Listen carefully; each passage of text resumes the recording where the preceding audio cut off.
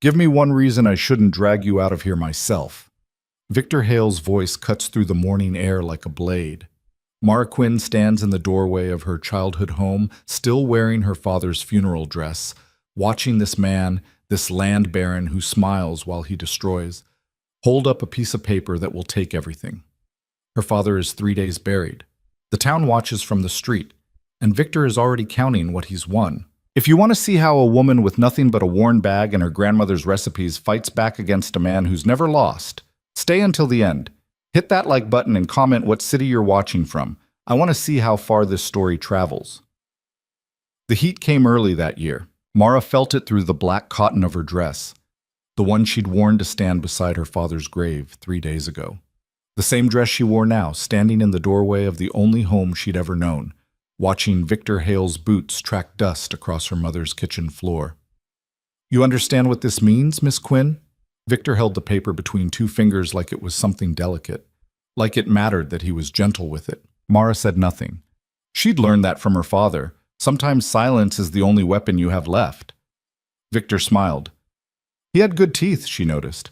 The kind of teeth that came from never going hungry, never wondering if you'd make it through winter, never watching your father work himself into the ground trying to pay off a debt that somehow never got smaller no matter how much he paid. It means, Victor continued, setting the document on the table her grandfather had built, that this property, all 12 acres, the house, the barn, the equipment, all of it belongs to the bank now, which means it belongs to me. My father paid you. Mara's voice came out steady. She was proud of that. Your father paid some. Not enough. Not nearly enough. Victor walked to the window, looked out at the garden her mother had planted 15 years ago, before the fever took her. You know how it works, Miss Quinn. A man borrows money, he pays it back. Your father borrowed a considerable sum. To save the cattle during the drought, you told him you'd work with him on the terms. I said I'd be reasonable. I was. I gave him 7 years. You gave him paperwork he couldn't read properly, extensions with interest that doubled what he owed, fees that... Victor turned from the window. His smile was gone now. Are you calling me a liar? The kitchen went quiet. Outside, Mara could hear voices. People had gathered. Of course they had. This was entertainment in a town like Coldwater. Watching Victor Hale take another piece of the county, another family broken open for everyone to see. I'm saying my father couldn't read all the legal language. He trusted you. Then he was a fool. The words hung in the air between them. Mara felt something crack open in her chest. Not grief this time, but something colder, cleaner. Get out of my house. Victor laughed. It was a genuine sound, like he was actually delighted. Your house? Miss Quinn, were you not listening? This hasn't been your house since approximately 9 o'clock this morning when Judge Winters signed the foreclosure order. He picked up the document, folded it carefully. I'm giving you until noon to collect your personal effects. That's generous, considering I could have the sheriff remove you right now. My father built this house. Your father built this house with my money. Money he failed to repay according to the terms he agreed to. Terms he signed. Terms you buried him in. Victor stepped closer. He smelled like tobacco and expensive cologne, the kind that came from Denver, or maybe even further east. Miss Quinn, I understand you're emotional. You've suffered a loss. But emotion doesn't change law, and law says this property is mine now. You have 3 hours to take what you can carry and leave. If you're still here at noon, I'll have Sheriff Garrett escort you out, in front of everyone. He paused. I'd prefer not to humiliate you further, but I will if you force me to. Mara looked around the kitchen. The cast-iron stove her father had bought after a good cattle sale. The rocking chair her grandmother died in. The shelf with her mother's preserving jars, most of them empty now because there hadn't been time for putting up vegetables this year, not with her father getting sicker. What about my mother's things? Her jewelry, the quilt she... Personal effects. Clothing, small items, family Bible if you have one. Furniture stays, dishes stay. This is a furnished property, Miss Quinn. That's how it was appraised. You're taking my mother's dishes. I'm taking what's legally mine. Something moved in Mara's throat. She swallowed it down, forced herself to breathe. I need more time. You need to accept reality. Victor walked to the door, then turned back. There's a position available at the Coldwater Hotel. Kitchen work, cleaning rooms. Mrs. Hendricks might take you on if I put in a word. You'd have a place to sleep, meals provided. It's honest work. Working for you. Working for Mrs. Hendricks. I simply own the building. Victor's smile returned, softer now, almost kind. That was worse somehow. I'm not a monster, Miss Quinn. I'm a businessman. Your father made poor choices. That's not my fault. But I'm willing to help you move forward if you're willing to be reasonable. Mara looked at him. Really looked. Saw the expensive suit, the gold watch chain, the soft hands that had never done hard work. Saw the man who'd sat across from her father in this very kitchen 7 years ago, who'd shaken his hand and called him partner and promised fair terms. No. Victor's eyebrow raised. No? I don't want your help. I don't want your job. I don't want anything from you except to never see your face again. The kindness dropped from Victor's expression like a mask removed. Then you're as foolish as your father. You have until noon, Miss Quinn. After that, you're trespassing. He left. The door didn't slam. Victor Hale wasn't the type to slam doors. He closed it carefully, precisely, like everything else he did. Mara stood in the kitchen and listened to his boots on the porch steps, listened to his horse being brought around, listened to him ride away while the crowd outside murmured and whispered. Then she went to work. She moved through the house like a woman taking inventory of a life. Her father's room first. His clothes she left. Victor could have them, or burn them, or sell them to whoever wanted to wear a dead man's shirts. But his Bible, the old one with his mother's name inscribed on the inside cover, that went into her bag, and the small wooden box he kept in his dresser drawer, the one with her mother's wedding ring and a lock of Mara's baby hair, and 3 letters from his own father, written during the war. In her own room, she took 2 dresses, 1 skirt, 3 shirts, her good boots, her mother's shawl, the photograph of her parents on their wedding day, though the frame had to stay. In the kitchen, she stopped. Her grandmother's recipes. 40 years of cooking knowledge written in cramped handwriting on scraps of paper, tucked into an old ledger book. Instructions for bread that didn't go stale in 2 days. The secret to keeping chicken tender even when you had to cook it tough. How to make a little bit of nothing taste like something worth having. Mara took the ledger. Let Victor have the dishes and the furniture and the cast iron stove. Let him have the house and the land and whatever else he could wring profit from. But these recipes, these were survival. These were the only inheritance that mattered. She was in the pantry, deciding which preserves she could fit in her bag, when she heard the front door open again. Mara, Elizabeth Garrett, the sheriff's wife, one of the few women in Coldwater who'd ever been kind to her. In here. Elizabeth appeared in the pantry doorway. She was a small woman, neat and practical, with gray starting to show in her dark hair. I came as soon as I heard. Oh, honey, I'm fine. You're not fine. None of this is fine. Elizabeth looked around the pantry at the mostly empty shelves. What can I carry for you? Nothing. I can manage. Mara, I said I can manage. The words came out sharper than Mara intended. She took a breath. I'm sorry. I need to do this myself. Elizabeth was quiet for a moment, then she nodded. Where will you go? That was the question, wasn't it? Mara had spent the last 3 hours trying not to think about it. She had $63 saved, maybe enough for 2 months' rent if she could find a boarding house that didn't ask too many questions. But then what? Kitchen work paid almost nothing. Laundry work was worse. And every decent position in Coldwater either belonged to Victor Hale or answered to him. I'll figure it out. You could stay with us, just for a few days until... Your husband is the sheriff, Elizabeth. If Victor wants me off this property, Thomas will have to enforce it. I won't put you in that position. Thomas hates this. You know he does. But he'll do it anyway, because it's legal, because Victor has the papers and the judge's signature and everything else he needs to take what he wants. Mara closed her bag, buckled it. That's how it works in Coldwater. That's how it's always worked. Elizabeth looked like she wanted to argue. Instead, she reached into her pocket and pulled out a small cloth bundle. At least take this. It's not much, but I don't want charity. It's not charity, it's friendship. There's a difference. Elizabeth pressed the bundle into Mara's hands. Inside, there's some bread, cheese, dried meat, and $20. Before you argue, that's not a gift. It's a loan. You'll pay me back when you're settled. Mara felt her throat tighten. She nodded, unable to speak. And one more thing. Elizabeth lowered her voice. There's a ranch about 15 miles east of here. Ironwood, run by a man named Caleb Mercer. He's a widower, lost his wife about 3 years ago. From what I hear, the place has gone downhill since then. No woman's touch, you understand? He's had trouble keeping help. Why are you telling me this? Because I heard through my sister, who heard from the dry goods store, that he's looking for a housekeeper. Someone who can cook, manage a household. It's hard work, and Mercer's not known for being particularly friendly, but it's honest employment. And it's far enough from Coldwater that Victor Hale's shadow doesn't reach quite so far.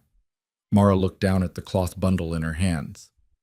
You think he'd hire me? I think if you show up and prove you can do the work, he won't care about your last name or your history with Victor. Mercer's not a social man. He cares about whether his crew gets fed and his house doesn't fall apart. Can you do that? Yes. Then maybe you have a place to go after all. By the time Sheriff Garrett arrived at noon, Mara was already walking down the main road out of Coldwater, her bag slung over one shoulder, her father's Bible wrapped in her mother's shawl. The afternoon heat pressed down like a weight, turning the packed dirt road into something that shimmered and wavered in the distance. People watched from their porches. Mara kept her eyes forward, her back straight. Let them see. Let them remember. Let them think whatever they wanted about the Quinn girl who lost everything and had to walk out of town like a beggar. She'd remember too. She'd remember every face that watched and did nothing, every person who whispered instead of speaking up. Every one of Victor Hale's satisfied smiles. The road stretched out ahead of her, empty and brutal under the Colorado sun. 15 miles to Ironwood Ranch. 15 miles to see if Elizabeth Garrett's information was good. 15 miles to find out if a man named Caleb Mercer needed a housekeeper badly enough to hire a woman with nothing to her name except stubbornness and her grandmother's recipes. Mara walked. The first mile wasn't bad. The second was harder. By the third, her feet hurt, and the water in her canteen was getting low. By the fifth, she'd learned to time her steps with her breathing, to find a rhythm that let her keep moving without thinking too hard about how far she still had to go. The landscape changed as she walked. The scrubby grassland around Coldwater gave way to something rougher, more rock, fewer trees, the kind of country that didn't give anything away easy. She saw cattle in the distance, scattered across rangeland that seemed to go on forever. Once, she spotted a rider on a ridge, too far away to identify, but she kept her hand on her bag anyway until he rode out of sight. The sun was starting to sink toward the horizon when she finally saw it. A cluster of buildings in the distance, arranged around what looked like a main house. Wood and stone construction, practical rather than pretty, with a windmill turning slowly in the evening breeze. Ironwood Ranch. Mara stopped at the edge of the property, suddenly uncertain. What if Elizabeth was wrong? What if Mercer wasn't hiring? What if he took one look at her, dusty from the road, carrying everything she owned in a single bag, and sent her away? Only one way to find out. She walked up the drive toward the main house. As she got closer, she could see the place showed signs of neglect. Fence rails that needed mending, weeds growing up around the porch steps, windows that could use washing. But the bones of the place were good, she could see that much. This had been a well-built ranch once, could be again with the right attention. Two men stood near the barn, watching her approach. They were older, weathered, with the kind of lean hardness that came from years of outdoor work. They didn't call out or acknowledge her, just watched with the neutral wariness of men who'd learned not to trust strangers. Mara climbed the porch steps and knocked on the door. Nothing. She knocked again, harder this time. The door opened. The man who stood there was tall, probably in his mid-30s, with dark hair that needed cutting and a beard that was a few days past neat. He wore a work shirt with the sleeves rolled up, and his hands had the scarred, callous look of someone who did hard physical labor every day. "Help you?" His voice was rough, like he didn't use it much. "I'm looking for Caleb Mercer." "You found him." Mara straightened her shoulders. "I heard you might need a housekeeper." Mercer looked her over, not in the way some men looked at women, but in the assessing way a rancher might examine livestock, judging strength, capability, whether she'd hold up under hard work. "Where'd you hear that?" "Elizabeth Garrett, sheriff's wife in Coldwater." Something changed in Mercer's expression, though Mara couldn't quite name what. "You walked here from Coldwater?" "Yes. That's 15 miles. I know how far it is. I just walked it." Mercer almost smiled. Almost. "I'm not hiring." The words hit Mara like cold water. She'd walked 15 miles. She had $63 and nowhere to sleep, and this was supposed to be the answer. This was supposed to. Why not? Because every housekeeper I've hired in the last 3 years has lasted less than a month. They either can't handle the work, can't handle the isolation, or can't handle... He stopped. It doesn't matter. Point is, I'm not wasting my time training someone who's going to leave. I won't leave. They all say that. I'm not them. Mara heard the edge in her own voice. She didn't care. I can cook, I can clean, I can manage a household and make supplies stretch further than you'd think possible. And I don't quit. Ever. Everyone quits eventually. Not me. Mercer studied her face. Mara held his gaze, refusing to look away. You're from Coldwater. It wasn't a question. I was. What's your name? Mara Quinn. Recognition flickered across Mercer's face. Of course he knew. Everyone in the county knew about Patrick Quinn's debt to Victor Hale. Probably everyone knew about the foreclosure by now, too. You lost your father's place. Victor Hale took it. There's a difference? No, Mara said quietly. There isn't.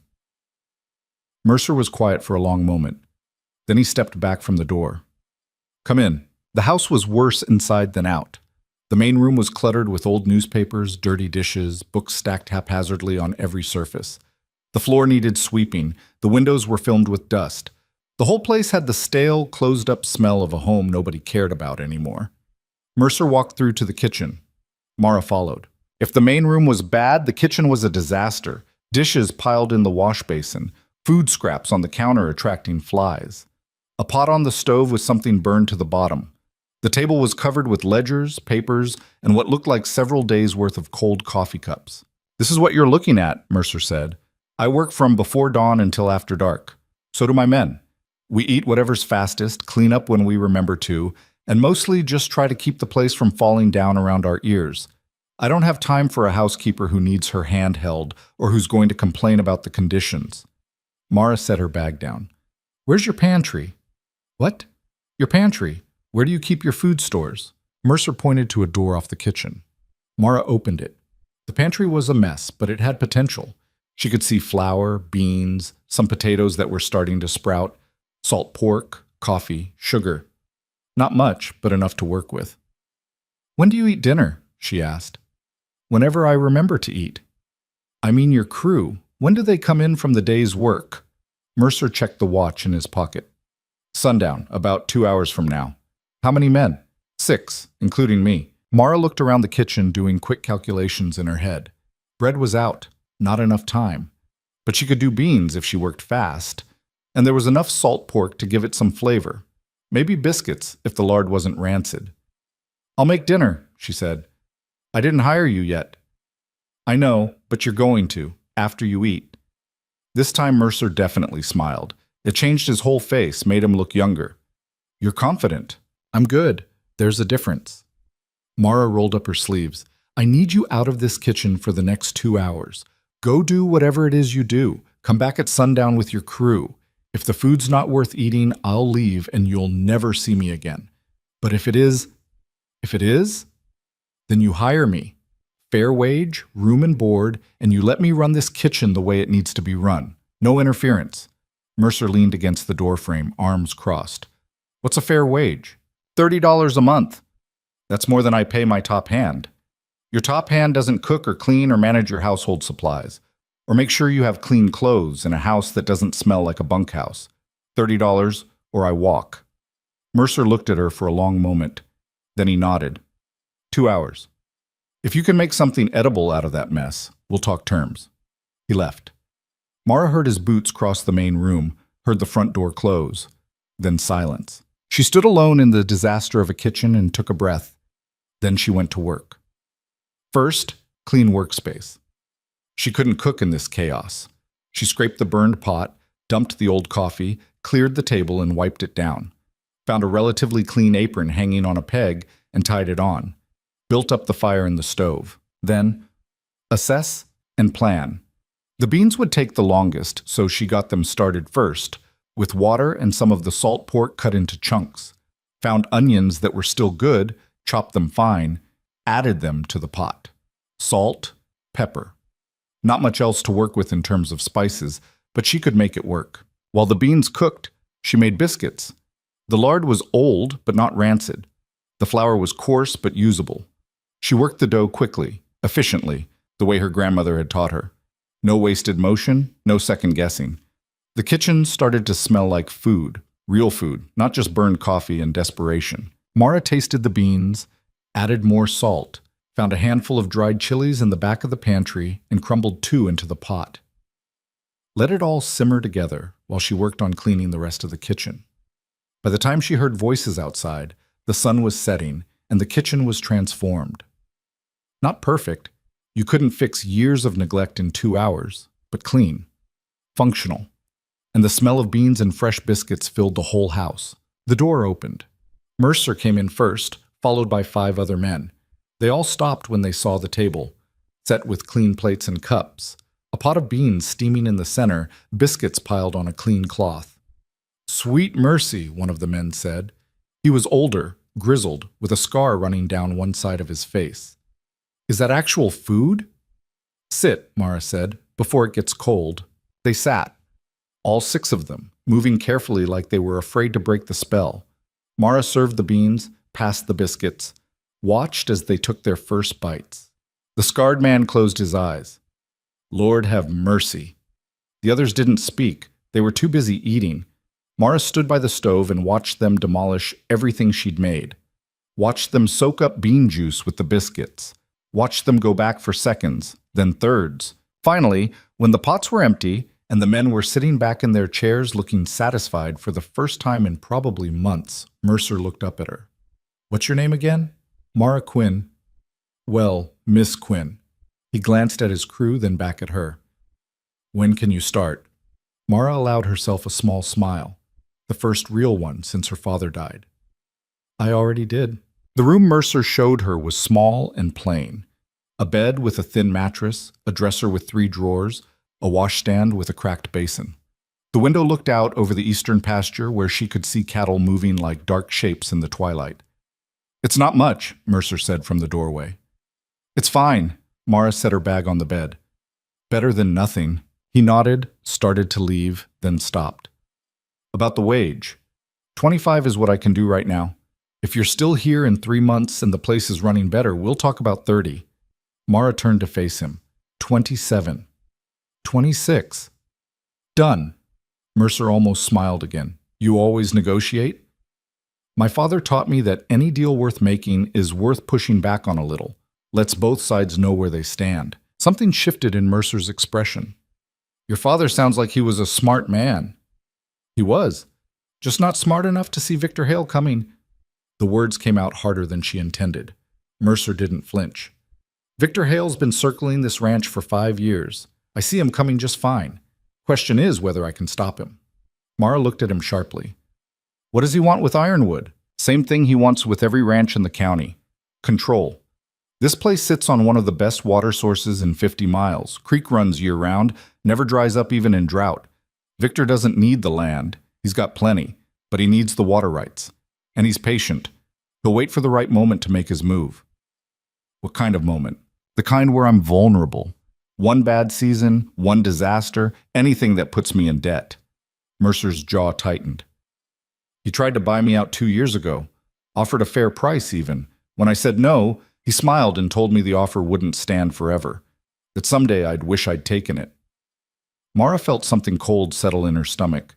She'd seen that smile, heard that exact tone of voice. "He's not bluffing." "I know." "Then why?" "Because this is my land. My father built this ranch from nothing. I'm not handing it over to Victor Hale just because he's patient and I'm tired." Mercer straightened. "Get some rest. Breakfast is at 5. He left before she could respond.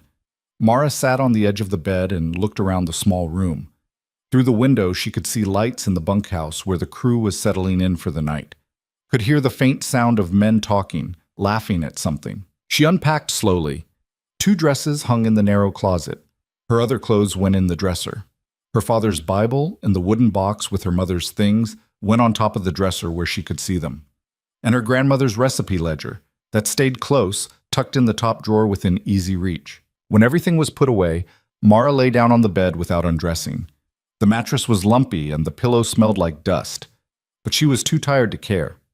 She'd walked 15 miles, cooked dinner for 6 men, and negotiated her first real job. That was enough for one day. Sleep should have come easy.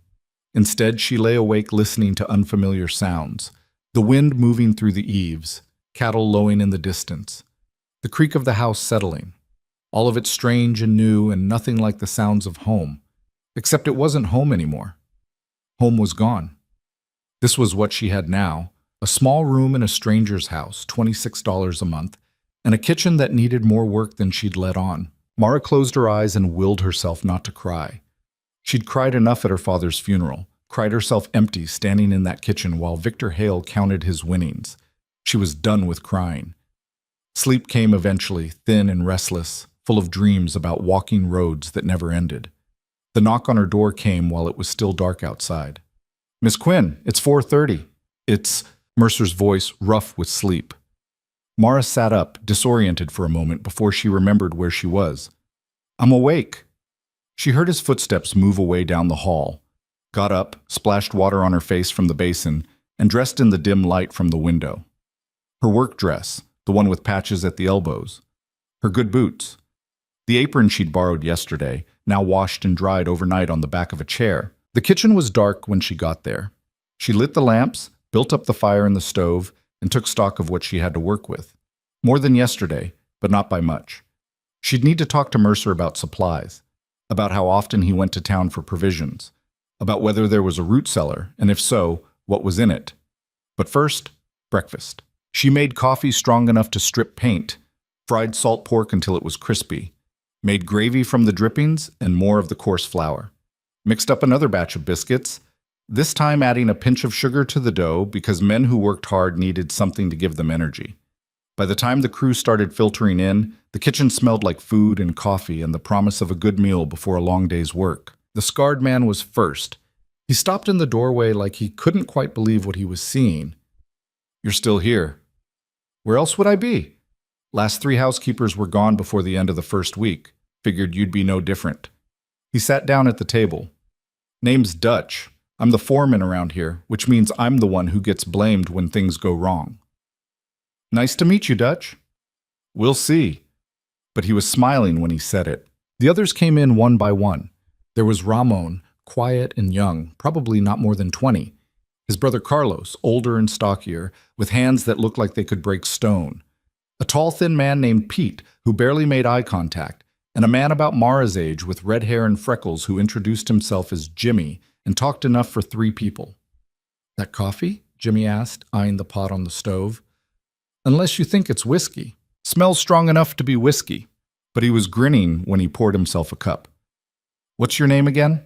"Mara. And before you ask, yes, I'm from Coldwater, yes, I lost my father's land to Victor Hale, and no, I don't want to talk about it." Jimmy's grin faded. "Fair enough, just making conversation." "Make it about something else." Mercer was the last to arrive. He'd cleaned up, shaved, changed into a fresh shirt. He looked more human than he had yesterday, less like something that had crawled out of a mine shaft and remembered it used to be a person. "Coffee?" Mara asked. "Please." She poured him a cup, set it in front of him. Their hands brushed for just a second, calloused palm against calloused fingertips. Mercer pulled back like he'd been burned. "Sorry." "It's fine." Mara served the food, watched the men eat. They were quieter this morning, more focused. Working men who knew they had a long day ahead and needed fuel for it. When they were finished, Dutch stood and carried his plate to the wash basin. "Leave it," Mara said. "I'll clean up." "You sure?" "That's what you're paying me for." Dutch nodded, grabbed his hat, and headed out. The others followed. Mercer lingered, nursing the last of his coffee. "You need anything from town?" he asked. "I'm sending Ramon in later this week." Mara wiped down the table. "I need to see what you've got stored first. Root cellar, smokehouse, wherever you keep supplies. Then I'll make a list." "Root cellar's around back. Smokehouse is empty. Haven't had time to do any butchering this year. Most of what we eat comes from town or out of cans." "That needs to change." Mercer raised an eyebrow. "You planning to butcher cattle?" "If I have to, but I'm better with chickens." You have any? Had some once. Coyotes got them. Then we'll need to build a better coop. And I'll need laying hens, at least a dozen. Fresh eggs are cheaper than buying them in town, and they keep better. Anything else? Mara looked around the kitchen, at the worn counters and the stove that probably hadn't been properly cleaned in years, at the curtains that were more dust than fabric. I'll make that list, she said. It's going to be long. Mercer actually laughed. It was a rusty sound, like something that hadn't been used in a while and wasn't sure it still worked. I believe you. He set down his cup. Dutch will help you with anything heavy. The rest of the crew's got their own work, but if you need something and can't find him, ask Ramon. He's good with building things. Thank you. Mercer nodded and left. Mara listened to his boots cross the porch, heard him calling out something to Dutch about checking the fence line in the north pasture. Then silence, except for the ticking of the clock on the wall and the sound of water heating on the stove. She spent the rest of the morning cleaning. Really cleaning. The kind that required getting on her hands and knees and scrubbing years of accumulated grime out of corners nobody had looked at in too long. She found mouse droppings behind the flour bin, a family of spiders living in the window frame. Grease so thick on top of the stove she had to scrape it off with a knife. By noon, her back ached and her hands were raw, but the kitchen was starting to look like a place where people actually cooked food instead of just heated things up and hoped for the best. The root cellar was worse. She found potatoes that had rotted to black mush, onions that had sprouted into strange, pale forests. Carrots that were more shriveled than her grandmother's hands had been at the end. But there were also some good potatoes, a few turnips, and several mason jars of preserved tomatoes that looked like they might still be safe to eat. She hauled out everything that was spoiled and dumped it in the compost heap, scrubbed down the shelves, made a note to ask Mercer about getting some lime to keep the smell down. This cellar could be useful if it was properly maintained, could store enough food to get them through a bad winter without having to rely on expensive supplies from town. You sure you know what you're doing? Mara looked up. Dutch stood at the top of the cellar stairs, blocking most of the light. With what? All of this? The cleaning, the organizing, seems like a lot of work for a woman on her first day. Mara climbed the stairs, brushing dirt off her skirt. If I'm going to cook decent food, I need to know what I'm working with. Can't do that if everything's buried under trash and rot. Dutch studied her face. The last housekeeper took one look at that root cellar and quit. Said no amount of money was worth working in a place that had let things get so bad. She sounds smart.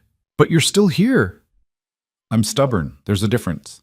Mara looked past him toward the house. Is there a reason you're checking up on me, or are you just naturally suspicious of new people? Dutch's scarred face cracked into something that might have been a smile. Mercer doesn't need any more disappointments. This place has had enough of those already. What happened to his wife? The question came out before Mara could stop it. Dutch's expression closed down. That's not my story to tell. You want to know? Ask him yourself. He turned to leave, then paused. But maybe wait until you've been here longer than one day. Some things take time to talk about. He walked away before Mara could respond. She spent the afternoon making bread. Real bread, the kind that took time and attention. She mixed the dough, kneaded it until her arms burned, let it rise while she worked on other things. The rhythm of it was soothing, familiar work that didn't require thinking too hard. While the bread baked, she went through the pantry again and made her list. Flour, sugar, salt, lard, baking powder, coffee and tea, beans and rice, canned milk and tomatoes, spices. She needed real spices, not just salt and pepper. Cinnamon, nutmeg, dried herbs, vinegar for pickling, honey, because sugar only went so far.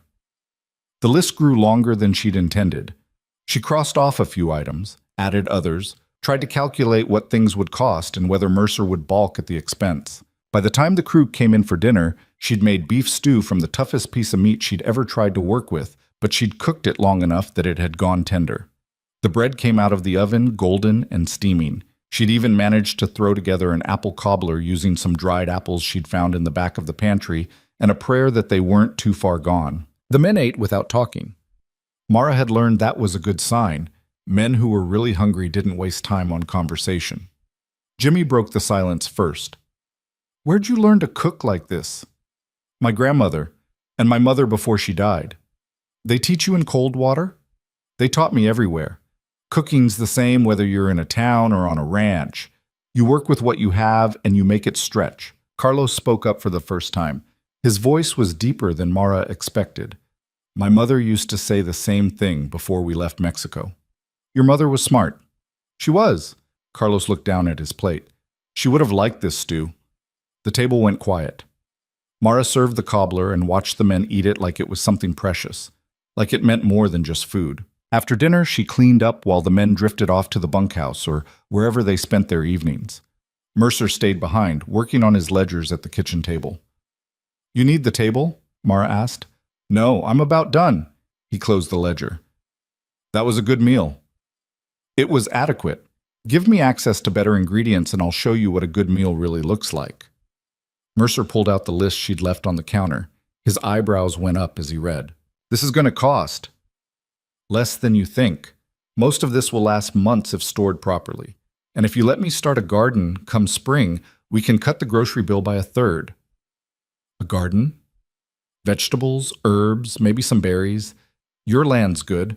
I checked the soil near the house. It'll grow what we plant. Mercer looked at her like he was trying to figure out if she was serious. You really think you're going to be here come spring? The question stung more than Mara wanted to admit. Why wouldn't I be? Because everyone leaves eventually. They get tired of the isolation, or they get a better offer, or they realize ranch life isn't what they thought it would be. Mercer's voice was flat, factual. I'm not trying to be cruel. I'm just telling you how it is. Then maybe you've been hiring the wrong people. Maybe. He folded the list and tucked it in his shirt pocket. I'll have Ramon pick up what he can. The rest we'll get on the next trip to town. When's that? Month? Maybe 2? Depends on weather and work. Mara nodded. A month. She could work with that. Could prove herself in a month. Could show Mercer and his crew that she wasn't like the others who'd come and gone. 3 weeks passed. The kitchen took shape under Mara's hands. Slowly at first, then faster. As she learned the rhythms of the ranch, she learned that Dutch liked his coffee with 2 sugars but would never ask for it. That Ramon ate everything put in front of him without complaint, but always saved his bread for last, savoring it. That Pete had stomach trouble and needed smaller portions with less grease. That Jimmy told terrible jokes but had a good heart. That Carlos got quiet when he was homesick, and the only thing that helped was food that reminded him of his mother's cooking. And she learned about Mercer, how he worked harder than any man on the ranch, how he checked the fence lines himself instead of delegating, how he paid his crew fair wages even when money was tight, how he rarely smiled, but when he did, it changed his whole face. She learned other things, too. That he kept a photograph in his desk drawer. She'd seen it when she was cleaning his office. A woman with dark hair and a gentle smile. That he still slept on one side of the bed, like he was leaving room for someone who wasn't coming back. That sometimes late at night, she'd hear him walking through the house, restless, unable to sleep. But they didn't talk about it. Didn't talk about his wife or her father or anything that had happened before she arrived at Ironwood. They kept their conversations practical, focused on the work that needed doing. Until the day Dutch came in from checking the stock and told them about the rider he'd seen on the ridge. Didn't recognize him, Dutch said, hanging his hat by the door. But he was watching the ranch for a good 10 minutes before he rode off. Mara felt her stomach drop. What did he look like? Too far away to tell. Just saw that he was on a good horse, expensive saddle. Mercer's jaw tightened. Which ridge? North side, where we run the creek boundary. That's private land. I know. That's why I'm telling you. Mercer stood. I'll ride out tomorrow, make sure the boundary markers are clear. Could just be someone who got turned around. But Mara saw the look that passed between Mercer and Dutch. They didn't believe that any more than she did. That night, Mara couldn't sleep. She kept thinking about that rider on the ridge, about Victor Hale's patient smile, about her father's land and how quickly everything could be taken away. She got up, wrapped her shawl around her shoulders, and went to the kitchen. Made herself tea and sat at the table in the dark, listening to the house settle around her. Can't sleep either? Mara jumped. Mercer stood in the doorway barefoot, wearing just his trousers and an undershirt. Sorry, didn't mean to startle you. It's your house. And your kitchen. He gestured to the chair across from her. May I? Mara nodded.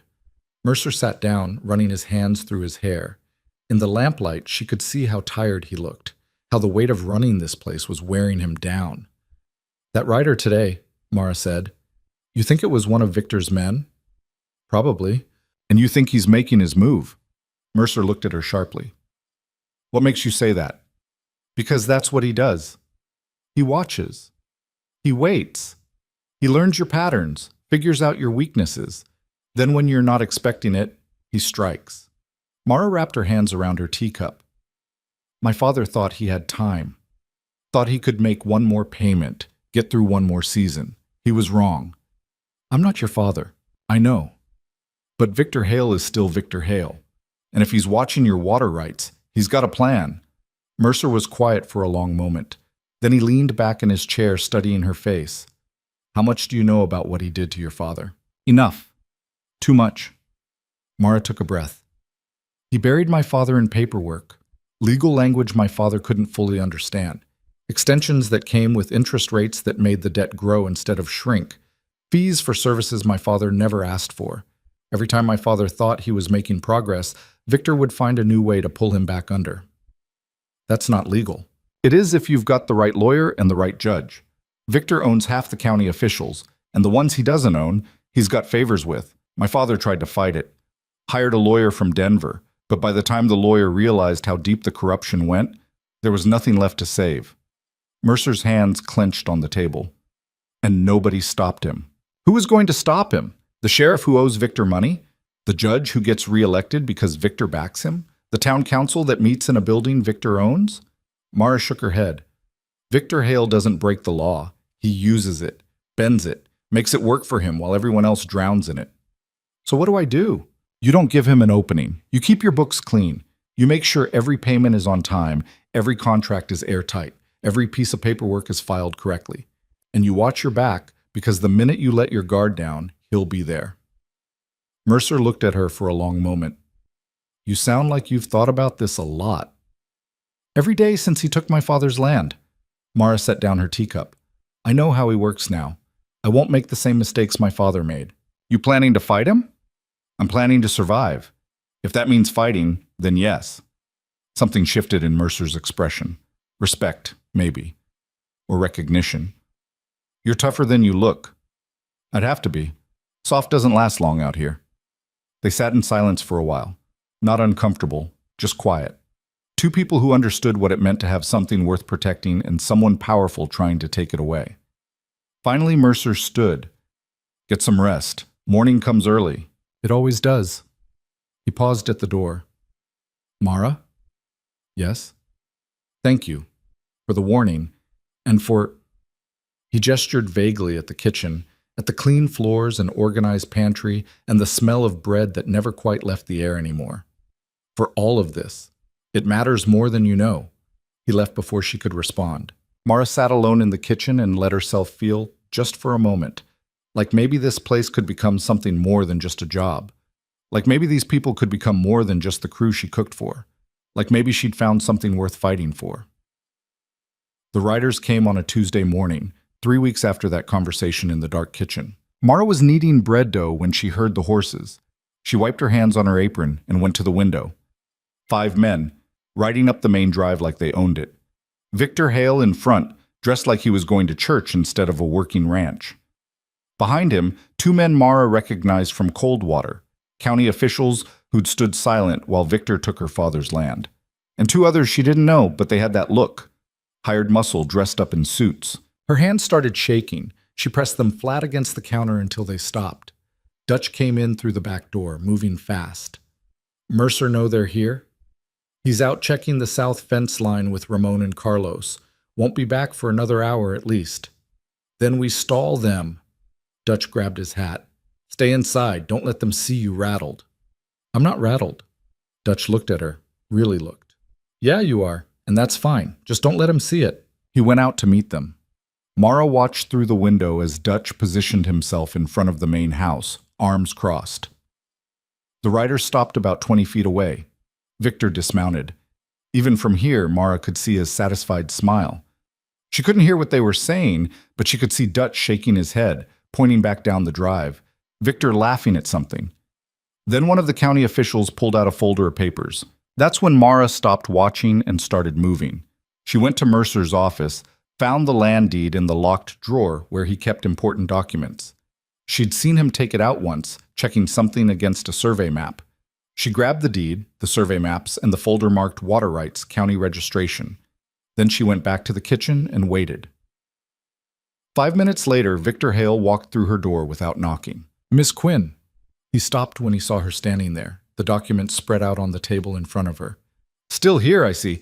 I heard you'd found employment, but I confess I'm surprised. Most women don't last long at Ironwood." "Most women aren't me." Victor's smile widened. "No, they certainly aren't." He glanced at the papers on the table. "Doing Mr. Mercer's bookkeeping now? That's quite a promotion from kitchen help. Where's Dutch? Your foreman is currently being detained by my associates. Nothing unpleasant, just ensuring we can have a civilized conversation without interruption." Victor pulled out a chair and sat down without being invited. "I'm here on official county business. These gentlemen with me are Mr. Foster and Mr. Webb from the county land office. They need to conduct a survey of Mr. Mercer's water rights. The water rights were registered properly. I'm looking at the documentation right now. But there's been a complaint filed. Anonymous, unfortunately, but credible enough that the county has to investigate. Something about the original survey markers being placed incorrectly, which would mean Mr. Mercer's claim extends onto public watershed land." Victor's voice was reasonable, patient, the same tone he'd used with her father. "I'm sure it's just a misunderstanding, but these things have to be checked. Legal process, you understand." Mara looked down at the survey map. The creek boundaries were clearly marked. The registration was dated 15 years ago, signed by Mercer's father and witnessed by the county surveyor at the time. "Who filed the complaint?" "As I said, anonymous." "How convenient." Victor's smile thinned. "Miss Quinn, I understand you have reasons to be hostile toward me, but I'm not the enemy here. I'm simply following proper legal procedures. If Mr. Mercer's water rights are legitimate, the survey will confirm that and everyone can move on. And if the survey says otherwise, then adjustments will need to be made. The county can't allow private citizens to claim public resources." Mara looked at him. At his expensive suit and his soft hands and his patient smile. "You're doing to Caleb Mercer exactly what you did to my father." The room went very quiet. The two county officials by the door shifted uncomfortably. "I'm sorry?" Victor's voice was soft, dangerous. "You heard me. This is how you work. You find something legal, something that sounds reasonable, and you use it to squeeze people until they break. Anonymous complaints, surveys that suddenly need to be redone, fees and delays and paperwork that never quite resolves. You did it to my father, and now you're doing it to Mercer." Victor stood up slowly. "Miss Quinn, you're overwrought. Grief does strange things to a person's judgment. Perhaps you should—" "I'm not overwrought. I'm telling the truth, and you know it. You're making accusations you can't prove. Then prove me wrong. Show me who filed the complaint. Show me the evidence that the survey markers are incorrect.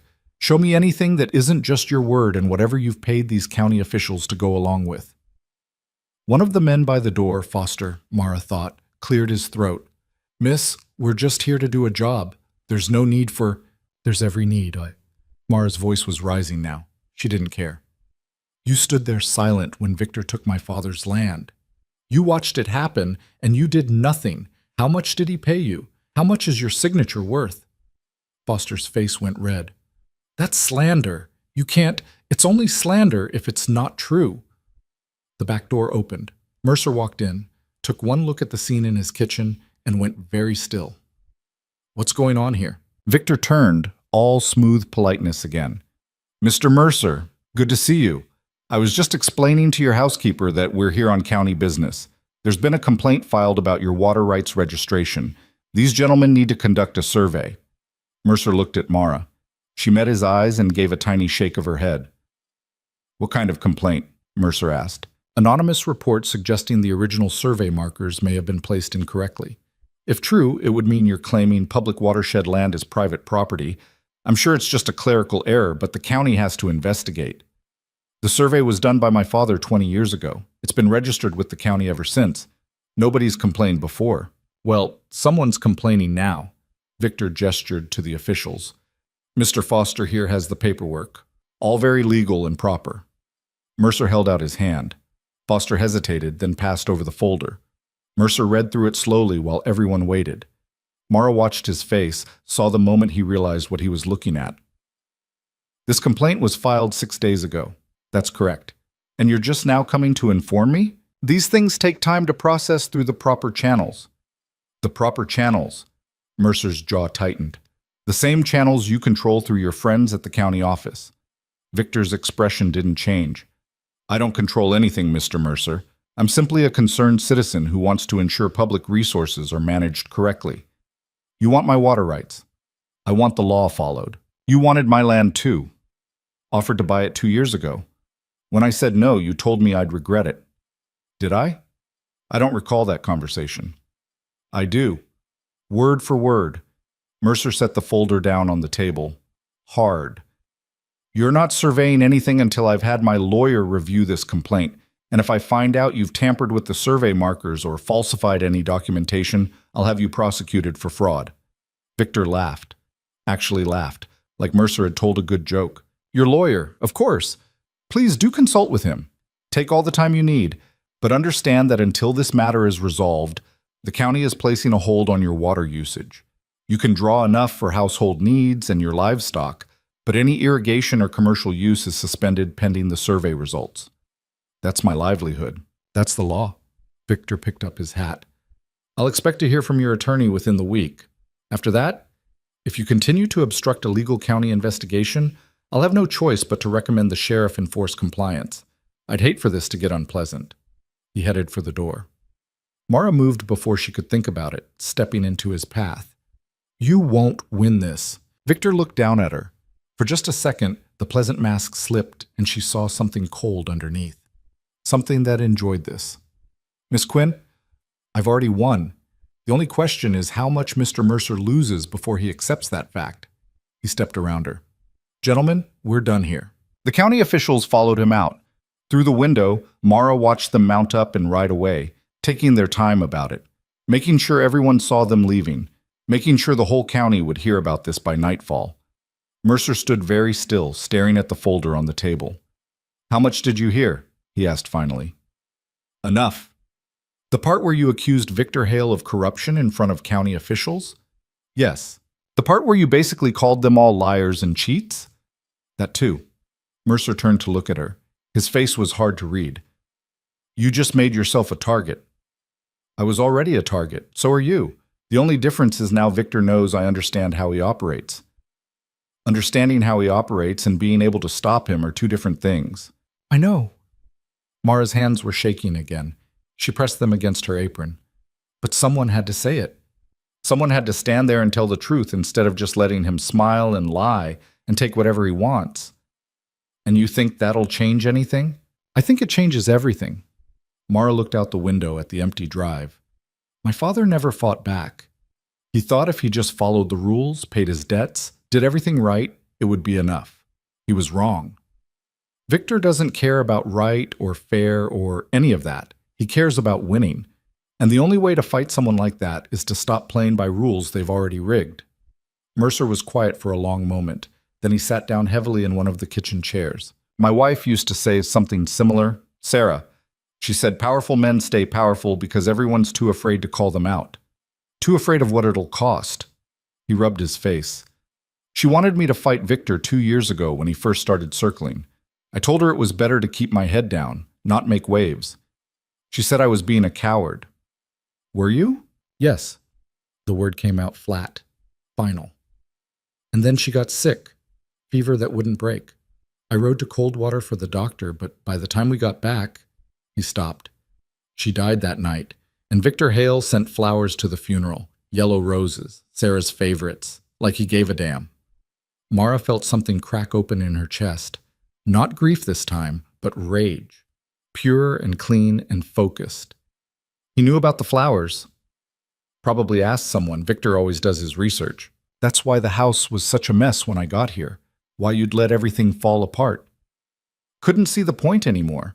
Sarah was the one who cared about things like clean floors and fresh bread and whether the windows were washed. Without her, it was just a building, just walls and a roof. Mercer looked up at Mara. Until you showed up and reminded me it could be something more than that. The moment hung between them, fragile and complicated. Dutch came in through the back door, breaking the spell. He had a split lip and his shirt was torn. What happened? Mercer stood. Victor's men wanted to make sure I stayed out of the way while they had their chat. I disagreed. They disagreed harder. Dutch gingerly touched his lip. The big one hits like a damn mule. You need the doctor? I need a drink and maybe some of whatever Miss Quinn's got cooking, but I'll live. Dutch looked at Mercer. What they want?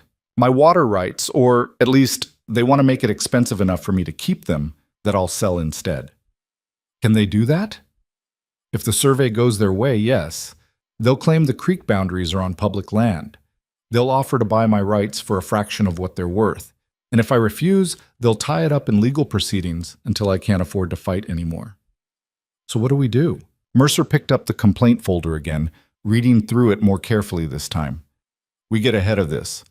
I'll ride to Denver, find a lawyer who doesn't owe Victor Hale any favors. Get him to review the original survey documentation and file a counter-complaint before Victor can rig the new survey. That'll take time, Dutch said. I know. And money. I know that too. Mara had been listening quietly. Now she spoke up. What about the town? The people in Coldwater who've watched Victor do this to how many families now? Mercer shook his head. They won't help. They're too afraid of him. Maybe. But maybe they're just waiting for someone to go first, someone to stand up and show them it's possible. You think you can rally the town against Victor Hale? Dutch sounded skeptical. No, but I think I can make them uncomfortable enough that they start asking questions. Start wondering if maybe Victor's been getting away with things for too long. Mara looked at Mercer. You go to Denver, get your lawyer. I'll go to Coldwater. Absolutely not. Why? Because Victor will destroy you. He'll spread rumors, ruin your reputation, make sure you can't find work anywhere in the county. You saw what he did to your father. Why would you walk back into that? Because my father's gone and I'm still here. And because Victor Hale doesn't get to take everything from everyone just because he's patient and cruel and good at using the law like a weapon. Mara's voice was steady now. Sure. I know how he works. I know his patterns. And I know where he's vulnerable. Where? His reputation. Victor's power comes from people believing he's legitimate, a successful businessman who plays by the rules.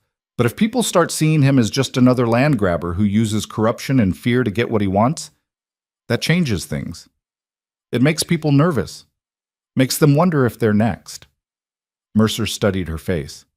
You're talking about turning the town against him. I'm talking about telling the truth loud enough that people can't pretend they don't hear it. Dutch let out a low whistle. That's either brave or crazy. Maybe both. Probably both. Mara looked at Mercer. But I'm doing it anyway, with your permission or without it. Mercer was quiet for so long, Mara thought he was going to say no. Going to tell her to stay at the ranch where it was safe, where Victor's reach didn't extend quite so far. Instead, he stood up and held out his hand. Partners, then? You work the town, I'll work the law. We hit him from both sides and see which one breaks first. Mara took his hand. His grip was strong, calloused, steady. Partners. They shook on it. Dutch looked between them and shook his head. You're both crazy. But I'll stand with you anyway. Figure someone's got to keep you from getting killed. Appreciated, Mercer said dryly. Don't thank me yet. You haven't heard what Victor's going to do when he realizes you're actually fighting back. I can imagine. No, Dutch said quietly. I don't think you can. Men like Victor Hale don't just lose gracefully. They burn everything down first. The words hung in the air like smoke. Mara felt a chill run down her spine, but she didn't let it show. Then we'd better make sure we're not standing in the house when he lights the match. That night, Mara couldn't sleep again. She sat at the kitchen table and made a list of everyone in Coldwater who might listen. Not many names made it onto the paper. Elizabeth Garrett, maybe, though her husband was the sheriff, and that complicated things. The owner of the general store, Mr. Patterson, who'd always been fair to her father. Maybe Mrs. Chen at the boarding house, who'd lost her husband's business to Victor 5 years ago and never quite forgiven it. Not much. But it was something. She heard footsteps in the hallway. Mercer appeared in the doorway, same as before. Barefoot, half-dressed, unable to sleep. Making battle plans, he asked. Trying to. Mostly just making a list of people who probably won't help. Mercer sat down across from her. You don't have to do this. We already had this conversation. I know. But I'm giving you one more chance to back out. Once you go to Coldwater and start making noise, there's no taking it back. Victor will come after you, hard. He already took everything I had. What else can he do? Plenty, trust me. Mara set down her pencil. Why do you care? You barely know me. I've been here, 2 months? I'm just your housekeeper. You're not just anything. Mercer's voice was rough. You're the first person in 3 years who's made this place feel like it might be worth saving. The first person who's seen what Victor's doing and had the guts to say it out loud. That matters. You matter. The words settled between them, heavy with meaning Mara wasn't sure she was ready to unpack. Your wife, she said carefully. Sarah? Would she have done this? Fought back like this? Mercer smiled, but it was sad. Sarah would have marched into Victor's office the day he made his first move and told him exactly where he could shove his business proposals. She was fearless like that. Didn't care what people thought, didn't worry about consequences, just did what she thought was right. You miss her every day. He looked down at his hands. But she's gone, and I'm still here. And I have to figure out how to keep living, keep fighting, keep this ranch running, even though half the time I can't remember why it matters. It matters because it's yours, because your father built it and your wife loved it and you've put your whole life into it. That's enough. Mercer looked up at her. In the lamplight, his eyes were dark, unreadable. Is that why you're fighting? Because your father built something and Victor took it? Partly. But mostly, I'm fighting because I'm tired of men like Victor Hale winning. Tired of watching good people lose everything while bad people just keep taking and never face any consequences. Mara's hands clenched on the table. My father died believing he'd failed. That he wasn't smart enough or strong enough or good enough to protect what was his. I don't want Caleb Mercer to die thinking the same thing. The use of his first name felt deliberate, intimate. Mercer noticed. Caleb, he said quietly, you should call me Caleb. If we're partners in this fight, we should at least be on first-name terms. All right, Caleb. They sat in silence for a while. Not uncomfortable, just quiet. Two people on the edge of something neither of them could quite name yet. Finally, Caleb stood. Get some sleep. You'll need your strength for what comes next. So will you. I'll try. He paused at the door. Mara, thank you for giving a damn about this place, about what happens to it. That means more than you know. He left before she could respond. Mara sat alone in the kitchen and looked at her short list of possible allies.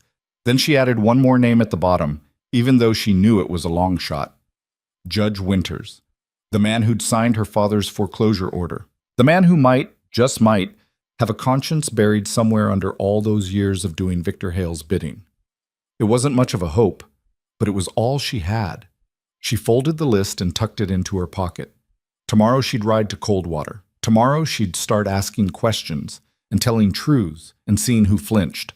Tomorrow she'd find out if Victor Hale was as untouchable as everyone thought, or if maybe, just maybe, he could bleed after all. Mara rode into Coldwater on a Wednesday morning with Dutch beside her, both of them on horses borrowed from the ranch. She'd argued that she didn't need an escort, but Dutch had simply saddled 2 horses and refused to discuss it further. You go walking into town alone after what happened with Victor, and people will think you're either desperate or stupid, he'd said.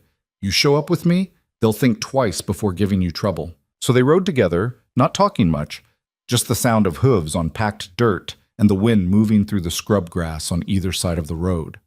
The town looked the same as it had 2 months ago when she'd walked out carrying everything she owned. Same dusty streets, same worn buildings, same people on porches watching her pass. But Mara wasn't the same. She sat straighter in the saddle now, kept her chin up, let them look. They tied the horses outside Patterson's general store. The old man was sweeping his porch, same as he did every morning. He stopped when he saw Mara. Miss Quinn, heard you'd found work out at Ironwood. I did. That's good, real good. He glanced at Dutch, then back to Mara. What brings you back to town? Need to talk to some people. You have a few minutes? Patterson's eyes narrowed. He wasn't stupid. He knew what she was really asking. I suppose I could spare a few.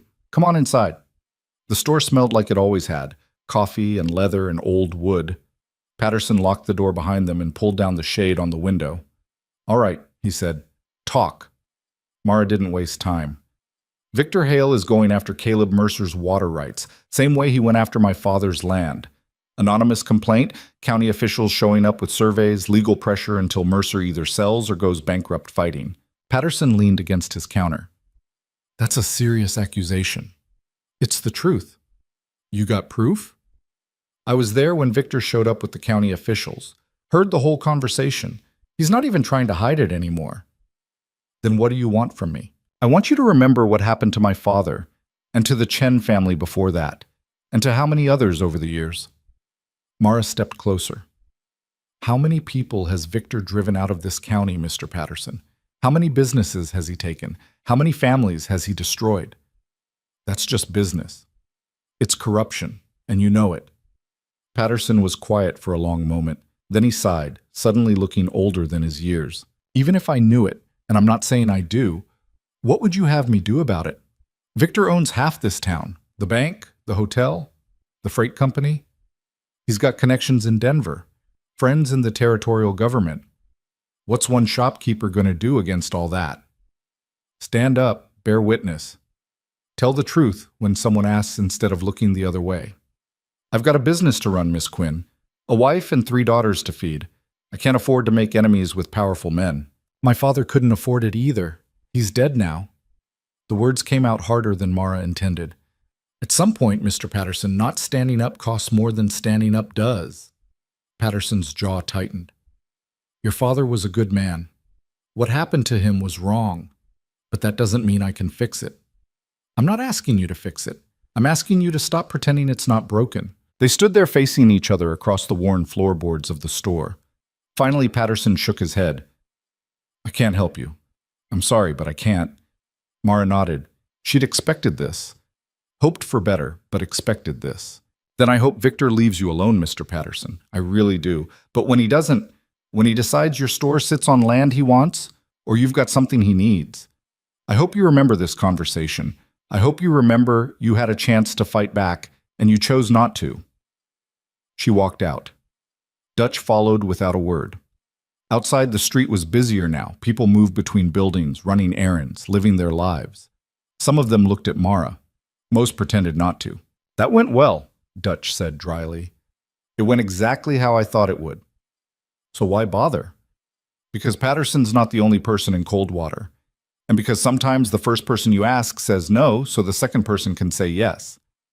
Mara untied her horse. "Come on, I want to try the boarding house next." Mrs. Chen's boarding house sat on the edge of town, a 2-story building that had seen better days but was kept clean and respectable through sheer force of will. Mrs. Chen herself answered the door, a small woman with gray hair pulled back in a tight bun and eyes that missed nothing. "Mara Quinn, I wondered when you'd come around." "You were expecting me?" "Town this size, word travels fast. Heard you had words with Victor Hale out at the Mercer place. Heard you called him out in front of county officials." Mrs. Chen stepped back from the door. "Come in. Your friend can wait on the porch." Dutch settled into one of the porch chairs without complaint. Mara followed Mrs. Chen inside to a small sitting room. "Tea?" Mrs. Chen asked. "Thank you." They sat in silence while Mrs. Chen poured. The tea was good, strong, and hot. Mara wrapped her hands around the cup and waited for the older woman to speak first. "My husband lost his freight business to Victor Hale 7 years ago," Mrs. Chen said finally. "Similar story to your father's. Debt that kept growing no matter how much we paid. Legal fees we couldn't afford. Then one day Victor owned everything and we owned nothing. My husband died 2 years later. Broken heart, the doctor said. But I knew better. Broken spirit. I'm sorry." "So am I. But being sorry doesn't change anything." Mrs. Chen set down her cup. "Why are you here, Miss Quinn?" "Because I think Victor's going to keep doing this until someone stops him. And I think the only way to stop him is for people to stop being afraid of him." "That's a nice thought. Not very practical, but nice." "Maybe. But what's the alternative? We all just keep our heads down and hope he doesn't notice us? That worked real well for my father. For your husband." Mrs. Chen's expression didn't change, but something flickered in her eyes. "What do you want from me?" If there's legal action against Victor, and there will be once Caleb Mercer's lawyer gets involved, would you be willing to testify about what happened to your husband's business? Testify how? That my husband borrowed money and couldn't pay it back? That's not a crime. No, but if we can show a pattern of behavior, if we can prove that Victor systematically targets people and uses legal manipulation to take their property, that might be enough to get a judge to look closer, to question whether everything was as legitimate as Victor claims. You're talking about going against the county officials who signed off on all those foreclosures, against judges who approved the filings. That's not just going after Victor, that's going after the whole system. I know. Mara leaned forward. But the system only works because people believe in it. Once people start seeing the corruption, start understanding how it really operates, that belief breaks down. And without that belief, Victor loses his power. Mrs. Chen studied Mara's face for a long time. Then she stood and walked to the window, looking out at the dusty street. You know what the hardest part was? After we lost everything? Her voice was quiet. It wasn't the poverty or the shame or even watching my husband fade away. It was the silence. How everyone in town knew what Victor had done, but nobody would say it out loud. They'd whisper behind his back, they'd shake their heads and call it a shame, but when it mattered, when someone could have stood up and said this isn't right, they all looked the other way. I'm not looking away. No, you're not. Mrs. Chen turned back to face her. All right, if it comes to testimony, I'll do it. I'll tell what happened to us. Won't bring my husband back, but maybe it'll stop Victor from doing it to someone else. Mara felt something loosen in her chest. One yes. It wasn't much, but it was something. Thank you. Don't thank me yet. You're about to find out what happens when you stand up to powerful men. It's not pretty. Mara and Dutch were halfway back to their horses when they heard the voice behind them. Miss Quinn, a word. Sheriff Thomas Garrett stood on the boardwalk outside his office. He wasn't wearing his badge, but he didn't need to. Everyone knew who he was. I need to get back to the ranch, Mara said. Won't take long. Dutch moved to follow, but Garrett shook his head. Just Miss Quinn, this is official business. Mara glanced at Dutch, who looked like he wanted to argue. She gave him a slight nod. He stayed put, but his hand rested on his belt in a way that said he was ready to move fast if needed.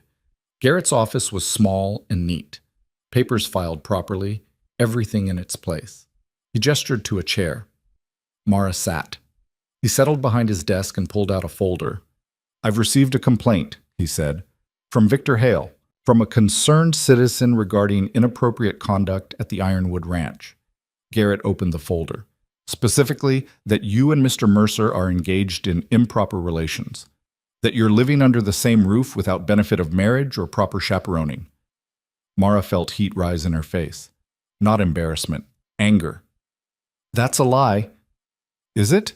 You do live at the ranch. You do share a residence with Mr. Mercer. I'm his housekeeper. I have my own room. The crew can verify that I conduct myself appropriately. The crew works for Mr. Mercer. They'd say whatever he tells them to say. So you're going to take Victor Hale's word over mine, over Caleb's? Garrett leaned back in his chair. I'm taking the complaint seriously because I have to. Someone filed it, which means I have to investigate. That's my job. Your job is to enforce the law, not to enforce Victor Hale's revenge. Careful, Miss Quinn. Why? What's he going to do? Take away my father's land? Oh, wait, he already did that. Mara stood. This complaint is retaliation. Victor knows I'm working against him, knows I'm talking to people in town, so he's trying to ruin my reputation. Make me too toxic for anyone to listen to. Or maybe he's legitimately concerned about improper behavior in this county. Do you believe that? Garrett was quiet. For a long moment, he just looked at her. Then he closed the folder. What I believe doesn't matter. What matters is the law. The law Victor controls. I don't control the law, Miss Quinn. I just enforce it. That's what everyone says, right up until they realize they've been enforcing corruption instead of justice. Mara walked to the door, then turned back. Your wife helped me when I had nothing. She's a good woman. Does she know you're doing Victor's dirty work? Garrett's face went hard. Elizabeth doesn't run this office. No, but she has to live with the man who does. I wonder if she can still respect him. Mara left before he could respond. Outside, Dutch was leaning against the post, looking casual but alert. Trouble? He asked. Victor filed a morality complaint. Says Caleb and I are living in sin.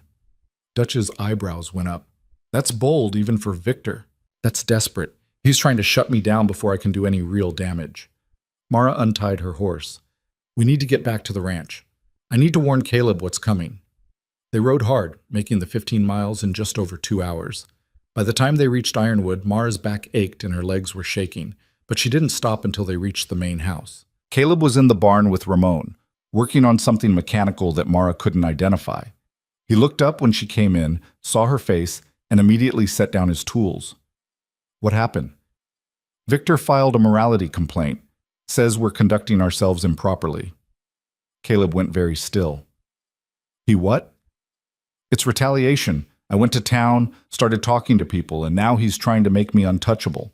If people think I'm immoral, they won't listen to anything I say about him. Ramon cleared his throat. I'll just go check on the horses. He left quickly. Caleb waited until he was out of earshot before speaking. This is my fault. I shouldn't have let you go into town. Shouldn't have put you in his crosshairs. I put myself there. My choice. And now your reputation is going to be destroyed because of it. Only if I let it be. Mara stepped closer. I'm not running, Caleb. I'm not hiding or apologizing or pretending I've done something wrong. Victor wants me to disappear. I'm going to do the exact opposite. What are you talking about? I'm going back to Coldwater tomorrow. I'm going to walk down Main Street in broad daylight and talk to anyone who'll listen. I'm going to make Victor and everyone else see that I'm not ashamed, not afraid, and not going anywhere. That's reckless. That's the only move I have left. If I hide, Victor wins. If I run, Victor wins. The only way to fight this is to refuse to be intimidated. Caleb ran his hand through his hair, frustrated. You realize he could have you arrested? Morality charges are a real thing. If the sheriff decides to enforce it, then I'll deal with that when it happens. But I won't give Victor the satisfaction of watching me slink away. Mara held his gaze. I told you I don't quit. I meant it. Caleb looked at her for a long moment. Then something shifted in his expression. All right, but you're not going alone. Dutch already? Not Dutch, me. If Victor's going to accuse us of improper conduct, then we might as well give the town something real to talk about. I'll ride in with you, stand beside you, let everyone see that I support you completely. That ought to make their heads spin. Caleb, you don't have to. Yes, I do. You're fighting for this ranch. For me. The least I can do is stand with you when it gets ugly. He grabbed his hat. We leave at dawn. And Mara?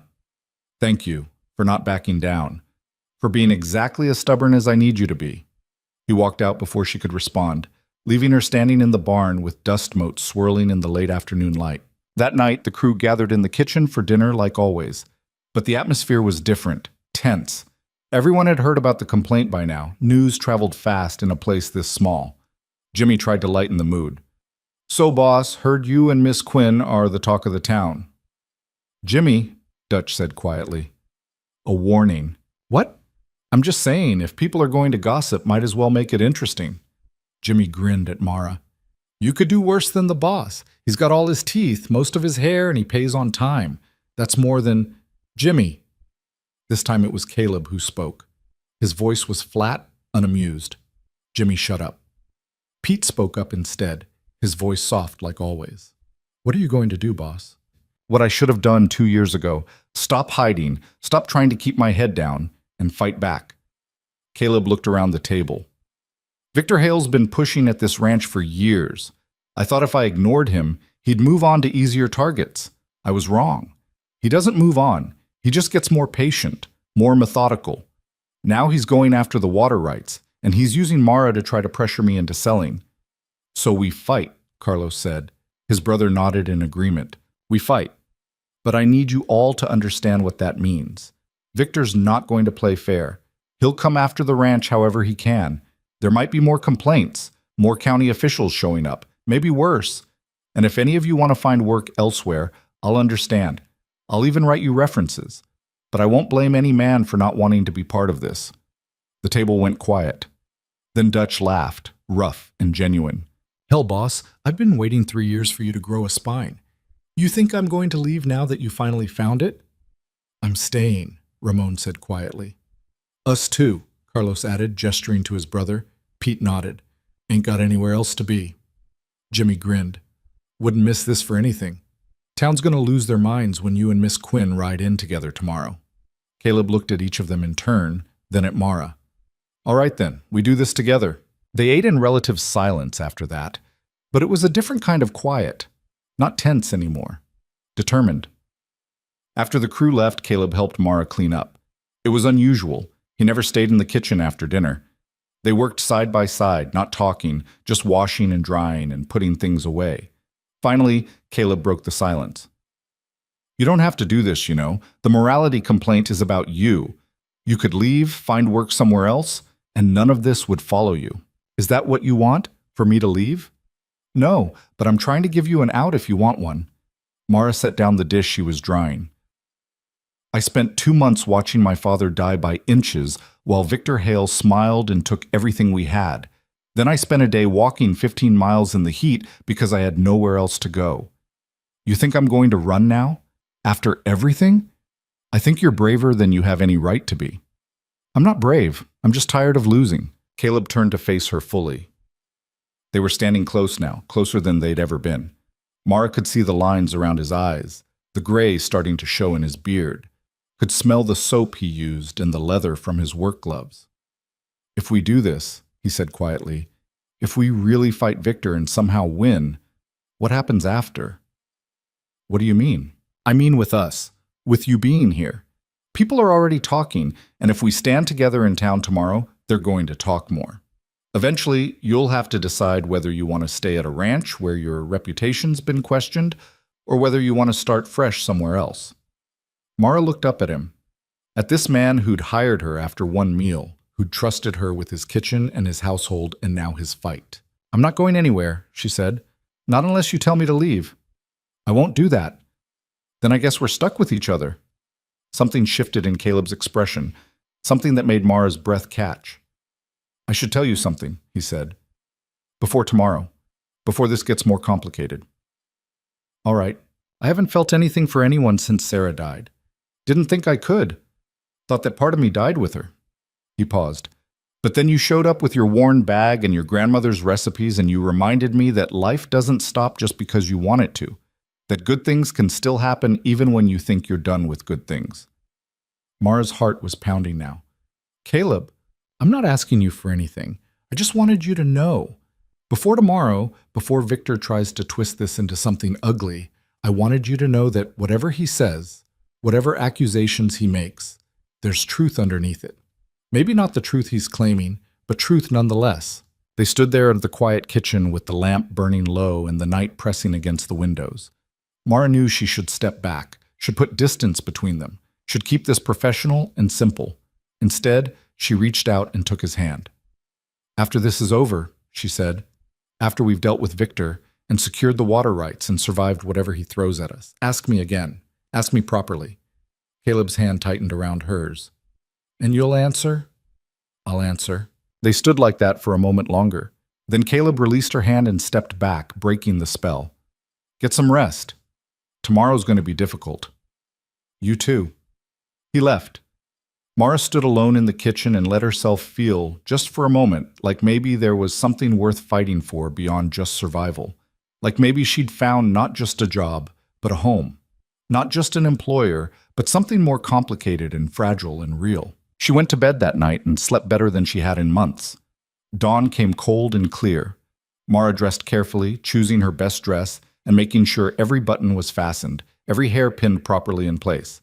If she was going to face down a town, she was going to look like a woman who had nothing to hide. Caleb was waiting by the horses, wearing his good shirt and a clean hat. Dutch stood nearby, already mounted. Thought you might want backup, Dutch said. The more the merrier, Caleb replied. They rode into Coldwater together, 3 abreast. People stopped to stare. Conversations died mid-sentence. Shop doors opened as people came out to watch. Mara kept her back straight, her eyes forward. Let them look. Let them see her not running, not hiding, not ashamed. They stopped in front of the general store. Caleb dismounted first, then helped Mara down. His hand lingered on her waist just a second longer than necessary, loud enough for watching eyes to notice. Patterson stood on his porch, broom in hand. He looked at Mara, then at Caleb, then at the crowd gathering. "Mr. Mercer," he said finally. "Miss Quinn." "Mr. Patterson," Caleb replied. "Beautiful day." "It is at that." Patterson glanced at the crowd, then back to them. "I've been thinking about what Miss Quinn said yesterday, about standing up, about bearing witness." Mara felt her breath catch. "And?" Caleb asked. "And maybe she's right. Maybe it's time someone said out loud what we've all been thinking for too long." Patterson set down his broom. "Victor Hale's been running this town through fear and corruption. We all know it. We've all watched good people lose everything while he just keeps taking, and we've all kept quiet because it seems safer than speaking up." Someone in the crowd gasped. Others muttered. Patterson kept talking. "But safe isn't the same as right, and I'm tired of choosing safe."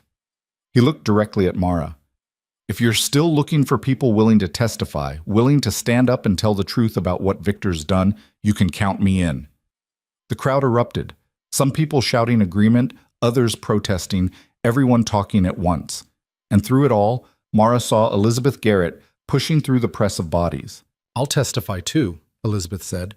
"I've watched my husband enforce Victor's will for years, and I won't be silent about it anymore. Not if there's finally a chance to stop him." More voices joined in. Mrs. Chen from the boarding house, a farmer whose land had nearly been taken last year, a shopkeeper who'd been forced to sell to Victor at half value. Not everyone, but enough. Caleb looked at Mara, and for the first time since she'd known him, he was actually smiling. And somewhere in Coldwater, Mara knew, Victor Hale was hearing about this, was realizing that his patient, methodical approach had finally met something it couldn't break. A woman who refused to quit, and a town that was finally tired of being afraid. Victor's response came faster than Mara expected. They were still in town, still surrounded by people offering support and making promises, when his carriage pulled up. Not a horse this time, a proper carriage with polished wood and brass fixtures, making a statement about who had power and who didn't. The crowd went quiet.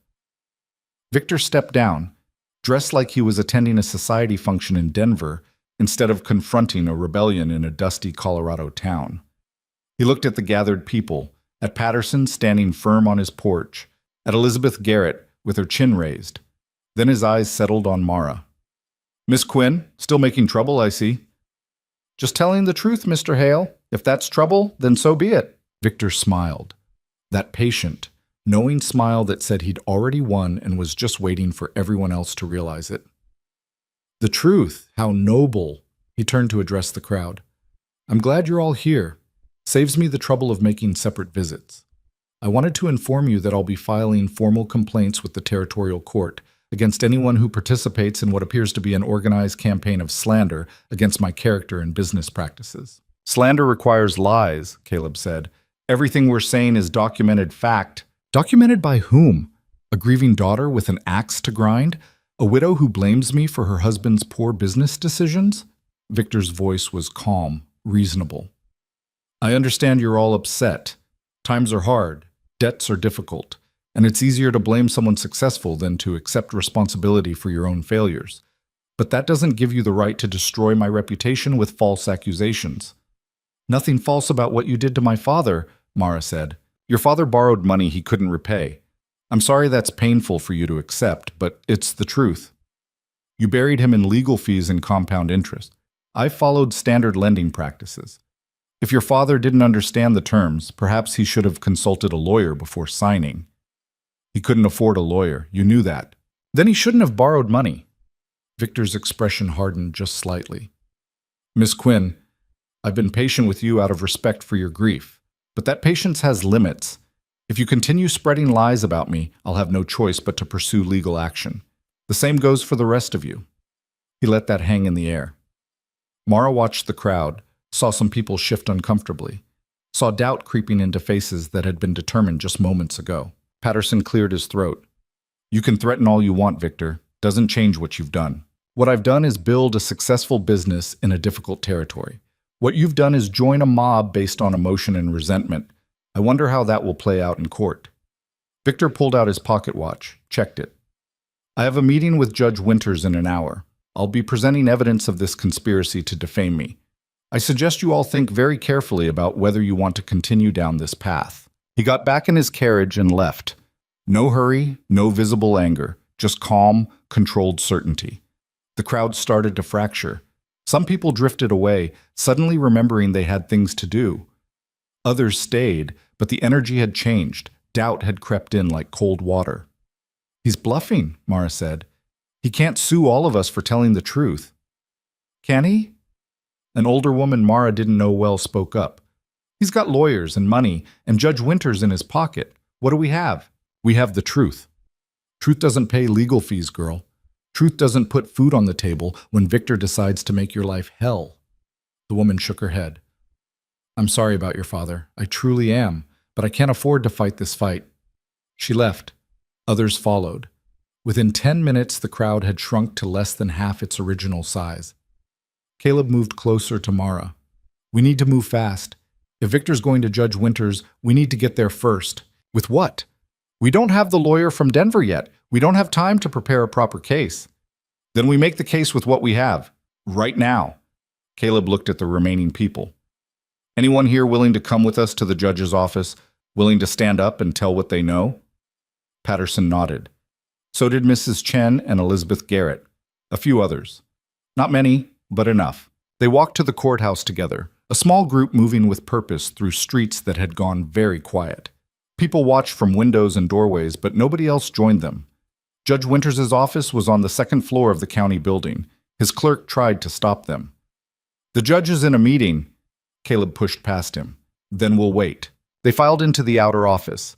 The clerk protested, threatened to call the sheriff, but Caleb just stood there with his arms crossed until the man gave up and went to inform the judge. 10 minutes later, the door opened. Judge Winters stood there, an older man with white hair and a face that had learned to show nothing. Behind him, Mara could see Victor sitting in a leather chair, looking perfectly calm. "Mr. Mercer, this is highly irregular. So is filing false complaints to steal a man's water rights, but here we are." Caleb gestured to the group behind him. "These people have information about Victor Hale's business practices. Information you need to hear before you sign anything he's asking you to sign." Winters looked at the group, then at Victor, then back to Caleb. "I don't conduct business in my waiting room. Then conduct it in your office. But conduct it with all of us present, because whatever Victor's telling you is only half the story." For a long moment, Winters didn't move. Then he stepped back and opened the door wider. 5 minutes, that's all I'm giving you." They crowded into the office. There weren't enough chairs, so most people stood. Mara positioned herself where she could see both Victor and the judge. "All right," Winters said. "You have my attention. What is it you think I need to hear?"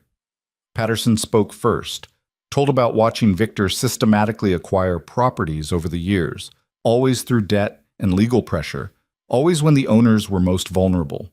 Mrs. Chen followed, describing in painful detail how her husband's freight business had been dismantled piece by piece until there was nothing left. Elizabeth Garrett spoke about the foreclosures her husband had been ordered to enforce, how the paperwork always seemed to benefit Victor, how the timing always seemed calculated to cause maximum damage.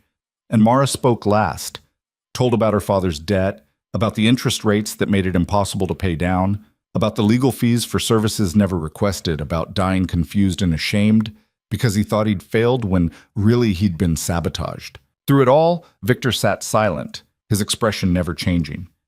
When they finished, Winters leaned back in his chair. "These are serious allegations, but they're also just stories. Mr. Hale has documentation for every transaction, legal contracts, signed agreements, court-approved foreclosures. What you're describing sounds unfortunate, but not illegal." "It's illegal if the contracts were fraudulent," Caleb said, "if the terms were deliberately misleading, if the fees were fabricated." "Can you prove that?"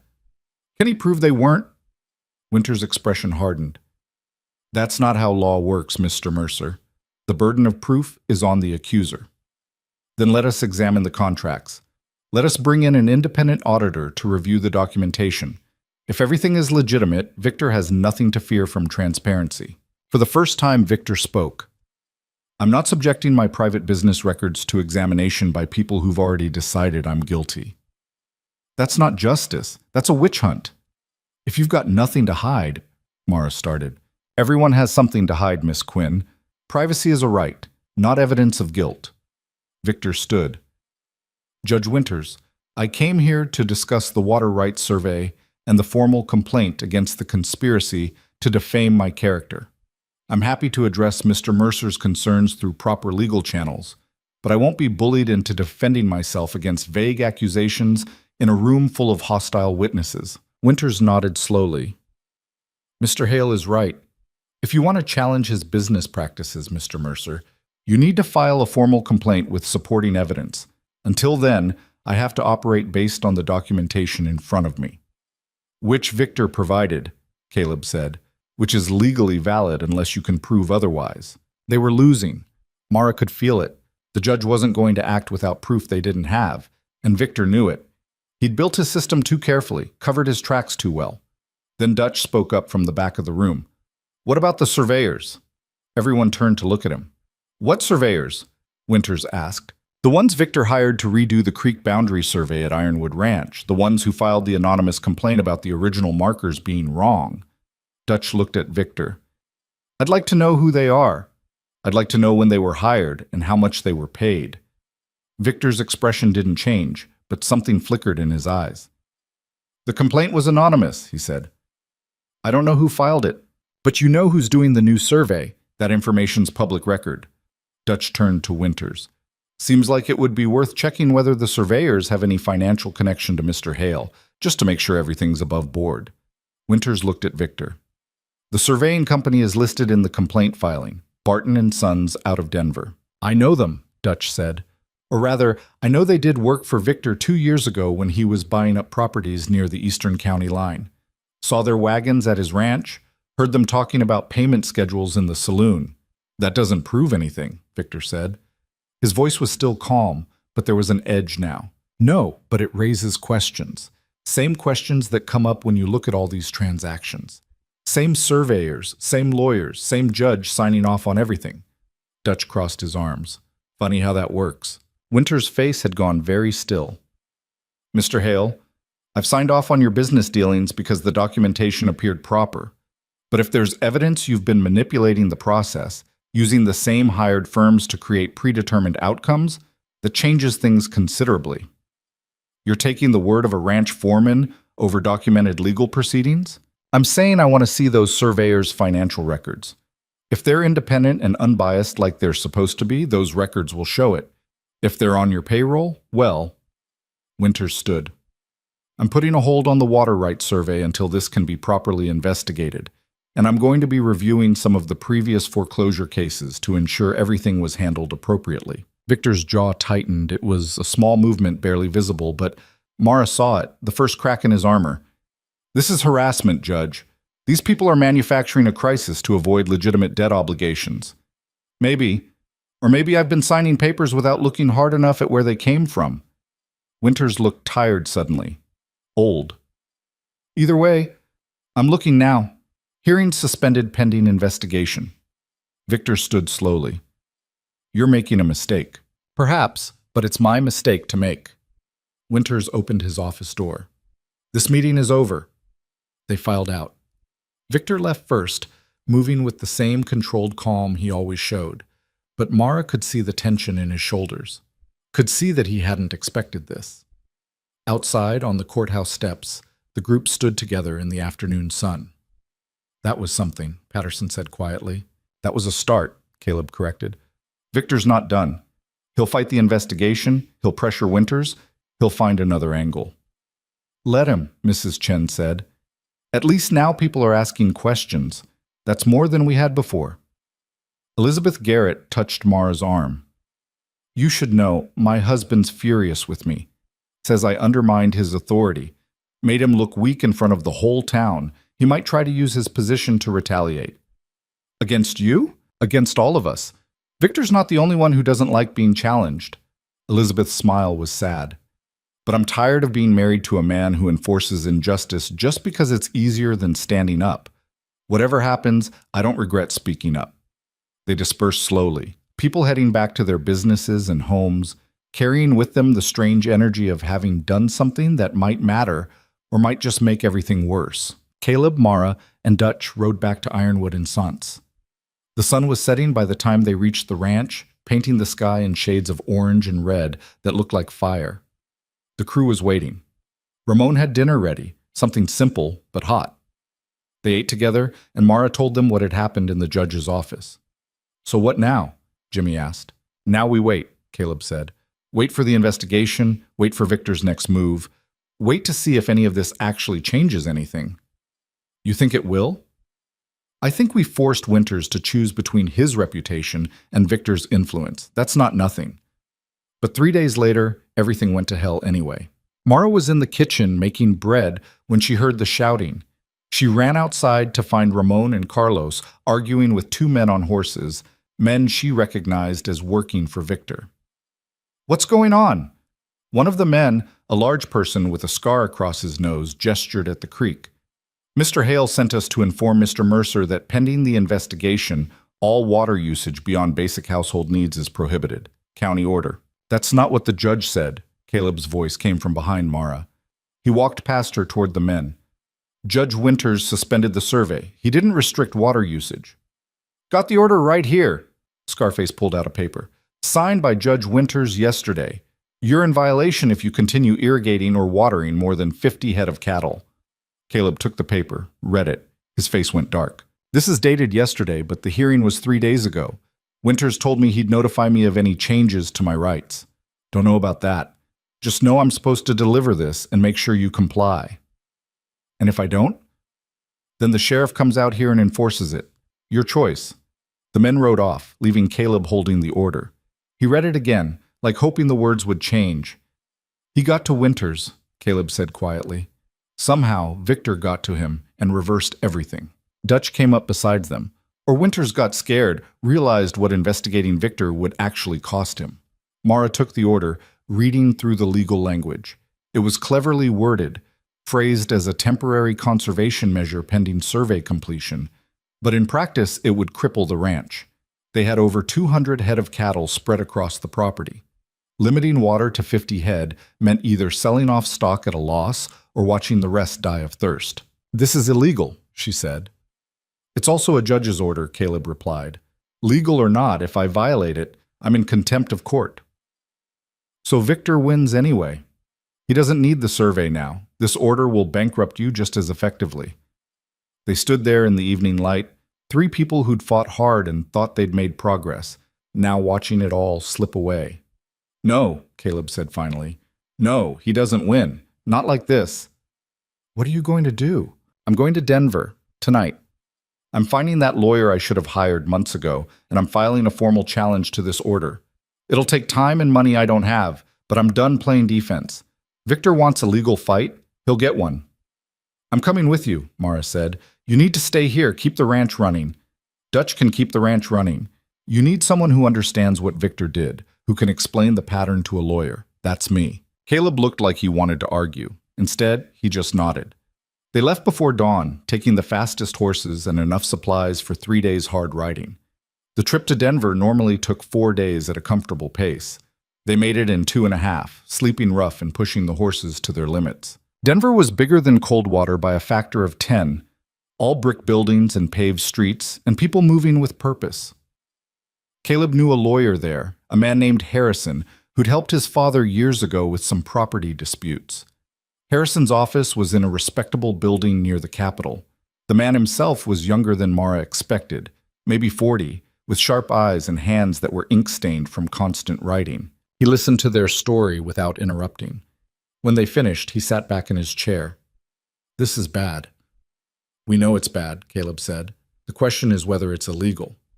"Oh, it's illegal, or at least several parts of it violate territorial statutes regarding lending practices, surveying procedures, and judicial impartiality. But proving that in court against an established land baron with political connections? That's complicated." "How complicated?" "Expensive, time-consuming, and risky.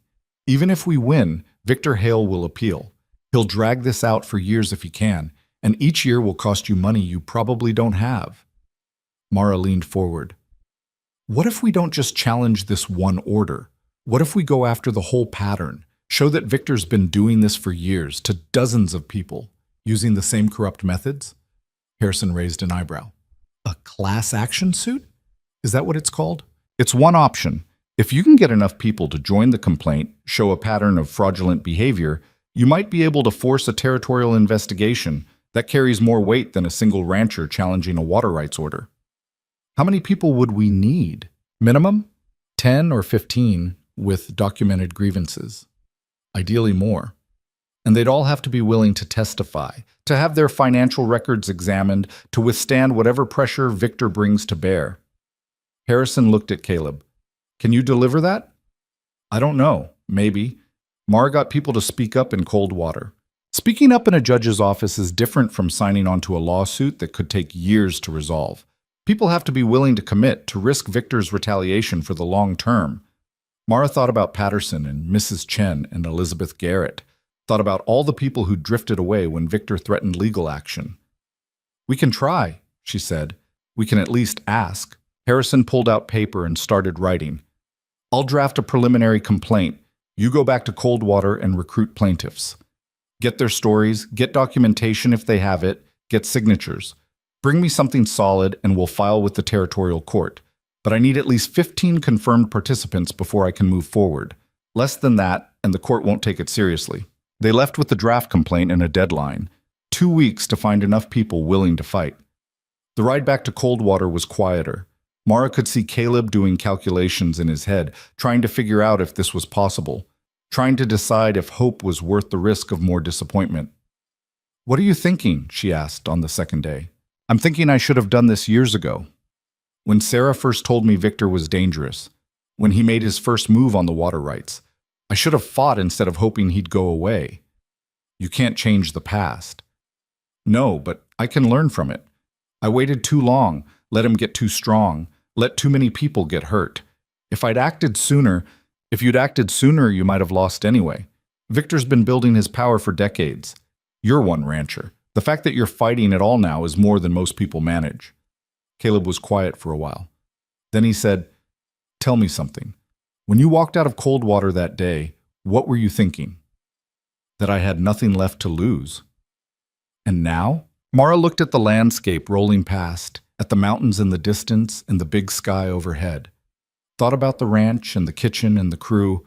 Thought about Caleb beside her on this impossible ride toward an uncertain future. Now I have things I don't want to lose. That makes it scarier, but also worth fighting for. They reached Ironwood late on the third day. Dutch met them at the barn with news that made Mara's stomach drop. Sheriff came by yesterday, brought a formal notice that if you're not in compliance with the water restriction by end of week, he'll confiscate cattle to enforce the order. On what authority? Judge Winter's signature. Says here you're in contempt of a court order.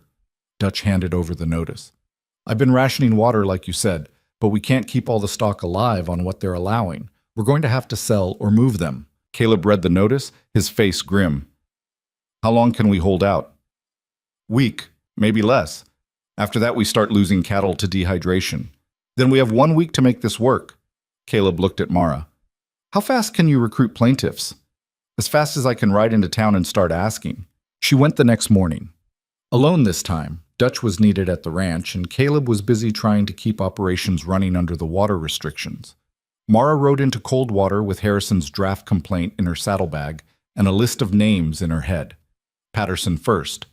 He read the complaint carefully, asked good questions about timeline and risk, then signed. Might as well finish what we started. Mrs. Chen signed without hesitation. My husband would want this. Elizabeth Garrett signed too, even though it meant publicly breaking with her husband. He made his choice. I'm making mine. But others were harder. The farmer who'd nearly lost his land had changed his mind, said his family couldn't afford the risk. The shopkeeper who'd been forced to sell to Victor refused to even read the complaint. A widow whose husband had died under circumstances similar to Mara's father listened to the whole pitch, then shook her head. I'm sorry, Miss Quinn. I truly am. But I can't fight anymore. I'm just too tired. By the end of the first day, Mara had 7 signatures. She needed 8 more. The second day brought 3 more. People she barely knew who'd heard about the lawsuit and sought her out. A rancher from the eastern part of the county. A merchant who'd lost a building to foreclosure. A woman whose late husband's business had been absorbed into Victor's holdings. 10 total. 5 short of what Harrison needed. On the third day, Mara went to see Judge Winters. His clerk tried to turn her away, but Mara pushed past. Winters was at his desk, looking older and more tired than he had a week ago. "Miss Quinn, I could have you arrested for harassment." "Then arrest me. But first, hear me out." Winters leaned back in his chair. "You have 5 minutes." Mara set the draft complaint on his desk. "We're filing a class action suit against Victor Hale. Pattern of fraudulent lending, manipulation of legal processes, corruption of public officials. We have 10 plaintiffs so far and documentation supporting every claim." Winters didn't touch the complaint. "This isn't my jurisdiction." "No, but the water restriction order is. The one you signed giving Victor exactly what he wanted despite supposedly suspending the survey." Mara leaned forward. "You're either corrupt or you're scared. I'm hoping it's the second one. I'm hoping somewhere under all the pressure Victor's putting on you, there's still a judge who cares about actual justice." "You're asking me to risk my career, my reputation, I'm asking you to do your job, to look at the evidence and make a ruling based on law instead of fear." Mara gestured to the complaint. "This is going forward whether you help or not, but it would mean something if the judge who'd been signing Victor's papers finally said enough, finally stood up and admitted he'd been used." Winters picked up the complaint, read it slowly. When he finished, he set it down carefully. "If I revoke the water restriction order, Victor will come after me. He'll file complaints with the territorial board. He'll question my competence. He'll make my life hell. Probably. But he's already doing that, isn't he? Making you sign orders you know are wrong, putting you in a position where you have to choose between your integrity and your safety." Mara softened her voice. "My father died ashamed because he thought he'd failed. Don't let Victor make you feel the same way. Don't let him turn you into someone who enables evil just because it's easier than fighting it." Winters was quiet for a long time. Then he pulled out a sheet of official paper and started writing. "I'm revoking the water restriction pending full review of the original survey documentation. I'm also ordering an independent audit of all foreclosure proceedings I've signed off on in the last 10 years. And I'm recusing myself from any future cases involving Mr. Hale's business interests." He looked up at Mara. "Is that enough?" Mara felt tears prick her eyes. She blinked them back. "That's everything. Don't thank me yet. This is going to get ugly. For both of us." "I know, but at least we'll be fighting instead of just surviving." Winters signed the order and handed it to her. "Get this to Mr. Mercer. And Miss Quinn, tell him I'm sorry. For all of it." Mara rode back to Ironwood with the order in her hands and hope in her chest for the first time in weeks. When she reached the ranch, she found Caleb in the barn with Dutch, going over the water rations for the cattle. "We can stop rationing," she said. "Winters revoked the restriction." Caleb took the order, read it, then read it again like he couldn't quite believe it. "He actually did it. He actually did it. And he's recusing himself from your case. We're going to get an independent judge who doesn't owe Victor anything." Dutch let out a whoop. "Hot damn! Maybe this fight's not hopeless after all." But Mara knew better than to celebrate too soon. We still need 5 more plaintiffs before Harrison will file.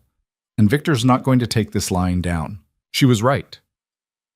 The next morning, word came that Victor had filed a countersuit claiming defamation, tortious interference, and conspiracy to damage his business interests.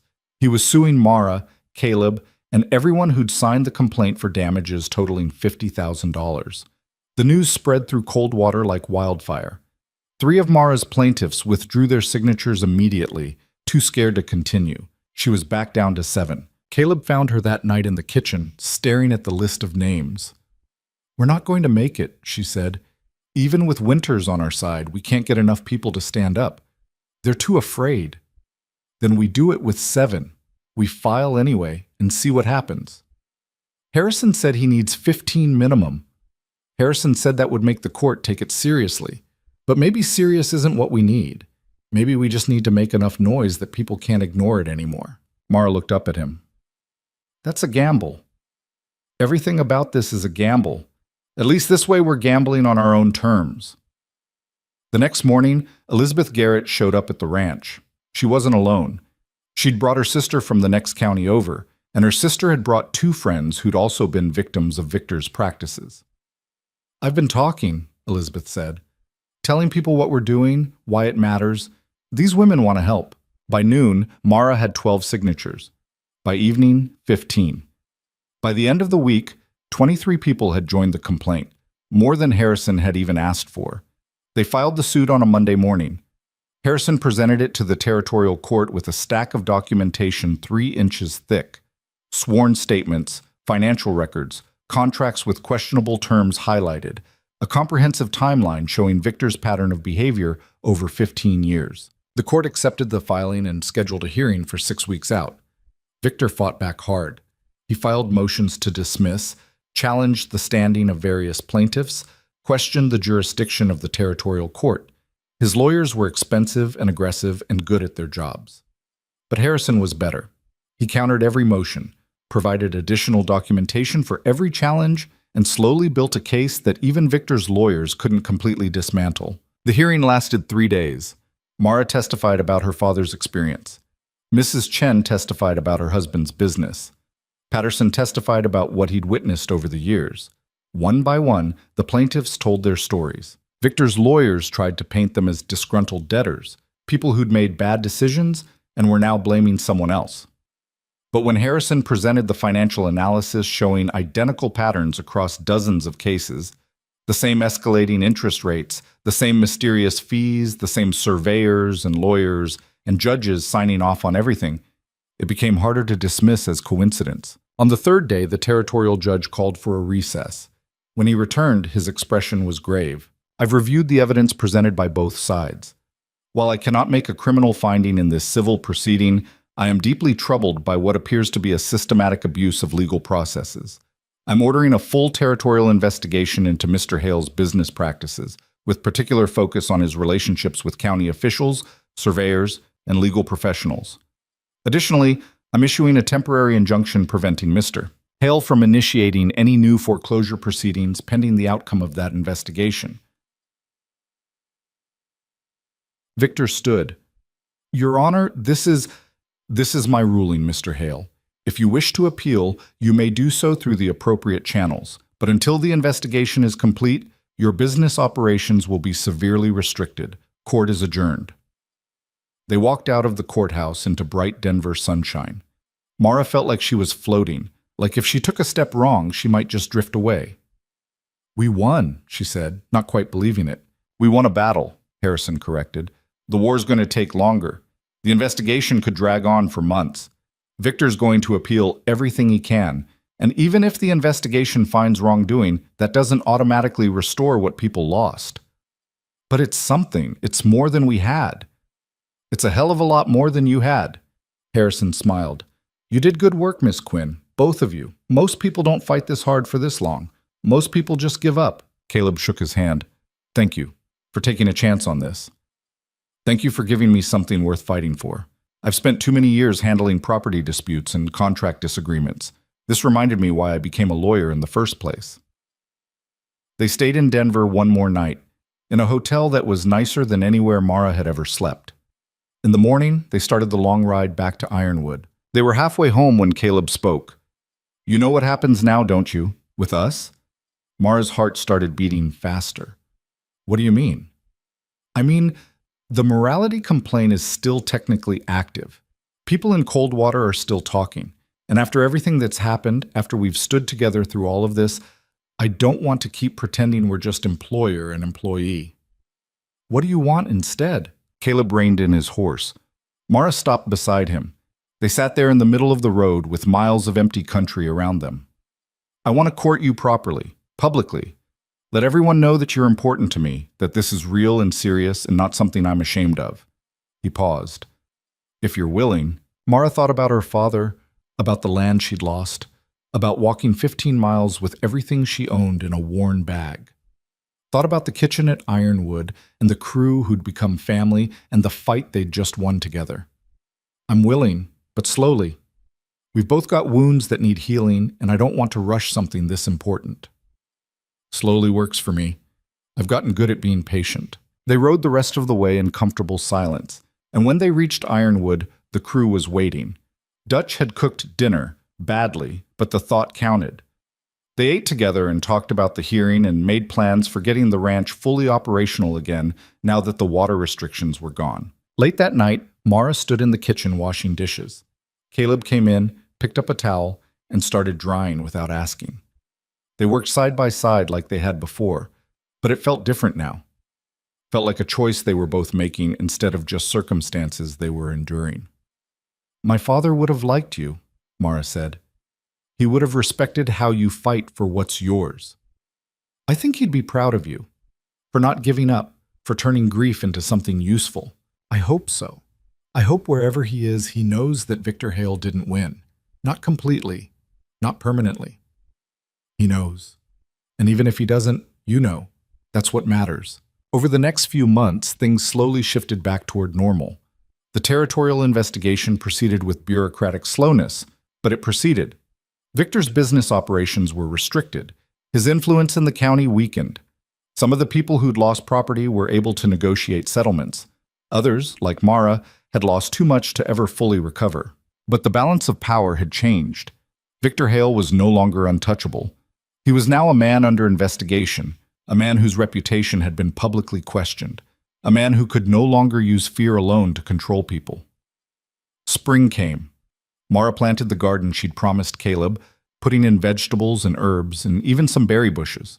The crew helped when they had time, turning the hard ground near the house into neat rows of potential. One evening, 6 months after the hearing in Denver, Caleb found Mara in the garden pulling weeds.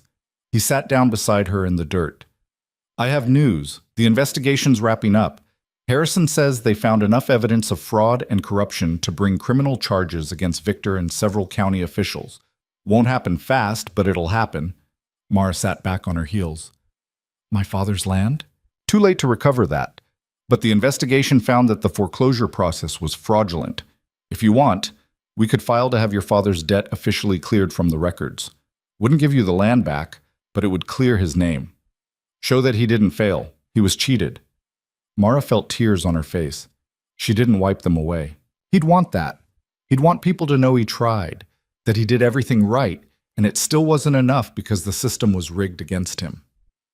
"Then we'll make sure they know." They sat together in the garden while the sun set and the shadows grew long. After a while, Caleb took Mara's hand. "I asked you once to wait until this was over before we made anything official. Well, it's not completely over. Might never be completely over. But it's over enough. So I'm asking now, properly. Mara Quinn, will you let me court you with the intention of marriage?" Mara looked at him. At this man who'd hired her when she had nothing, who'd stood beside her when she fought back, who'd learned alongside her that sometimes the only way to win is to refuse to surrender. "Yes, but I have conditions." Caleb smiled. "Of course you do. I keep running the kitchen my way. I keep my own name if we marry, and we build something here that's ours together, not just yours that I moved into. Equal partners in everything." "Those aren't conditions. Those are exactly what I was hoping you'd say."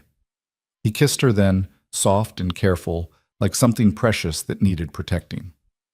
When they pulled apart, Mara rested her forehead against his. "I never thought I'd get here. Never thought I'd have anything worth keeping after Victor took everything." "You always had something worth keeping. You just didn't know it yet." "What's that?" "Yourself, your strength, your refusal to break no matter how hard they pushed." Caleb pulled back to look at her. "That's what I fell in love with. Not the cooking or the clean house or any of that. Just you, being exactly as stubborn and brave and impossible as you are." Mara laughed, and it felt good. Felt like healing. They went inside together as the stars came out. The kitchen was warm and smelled like bread. The crew would be in soon for dinner. Life would go on the way it always did, work and food and the endless cycle of seasons. But it would be different now. Because Mara had learned something her father never got the chance to learn. That losing doesn't mean you're beaten. That grief can become strength if you let it. That the people who survive aren't always the ones who never fall down. They're the ones who get back up and keep moving forward even when everything says to quit. She'd lost her father's land, lost her mother's dishes and her childhood home, and the future she'd thought she'd have.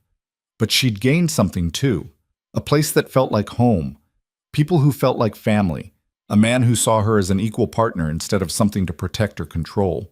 And most importantly, she'd gained the knowledge that she could survive anything, that Victor Hale and men like him could take property and money and even lives, but they couldn't take the part of her that mattered, the part that refused to quit, refused to break, refused to let them win.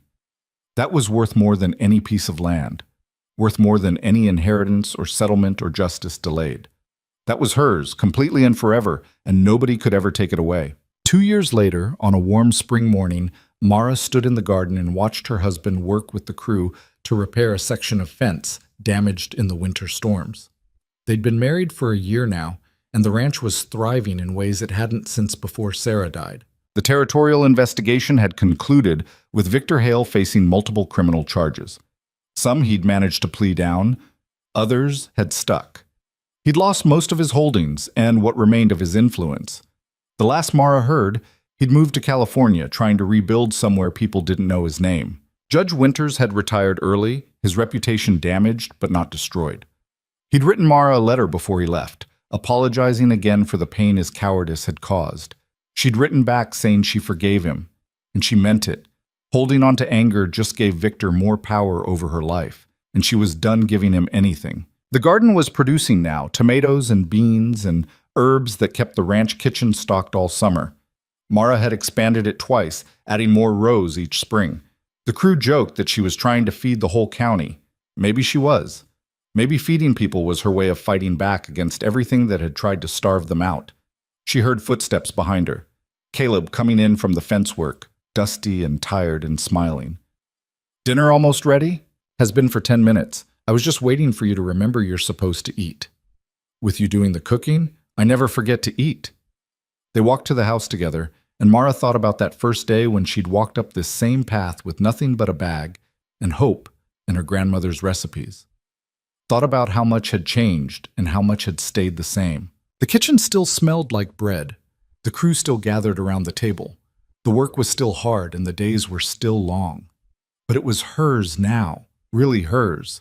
Not something she was borrowing or earning or fighting to keep, but something she'd built through her own strength and stubbornness and refusal to quit.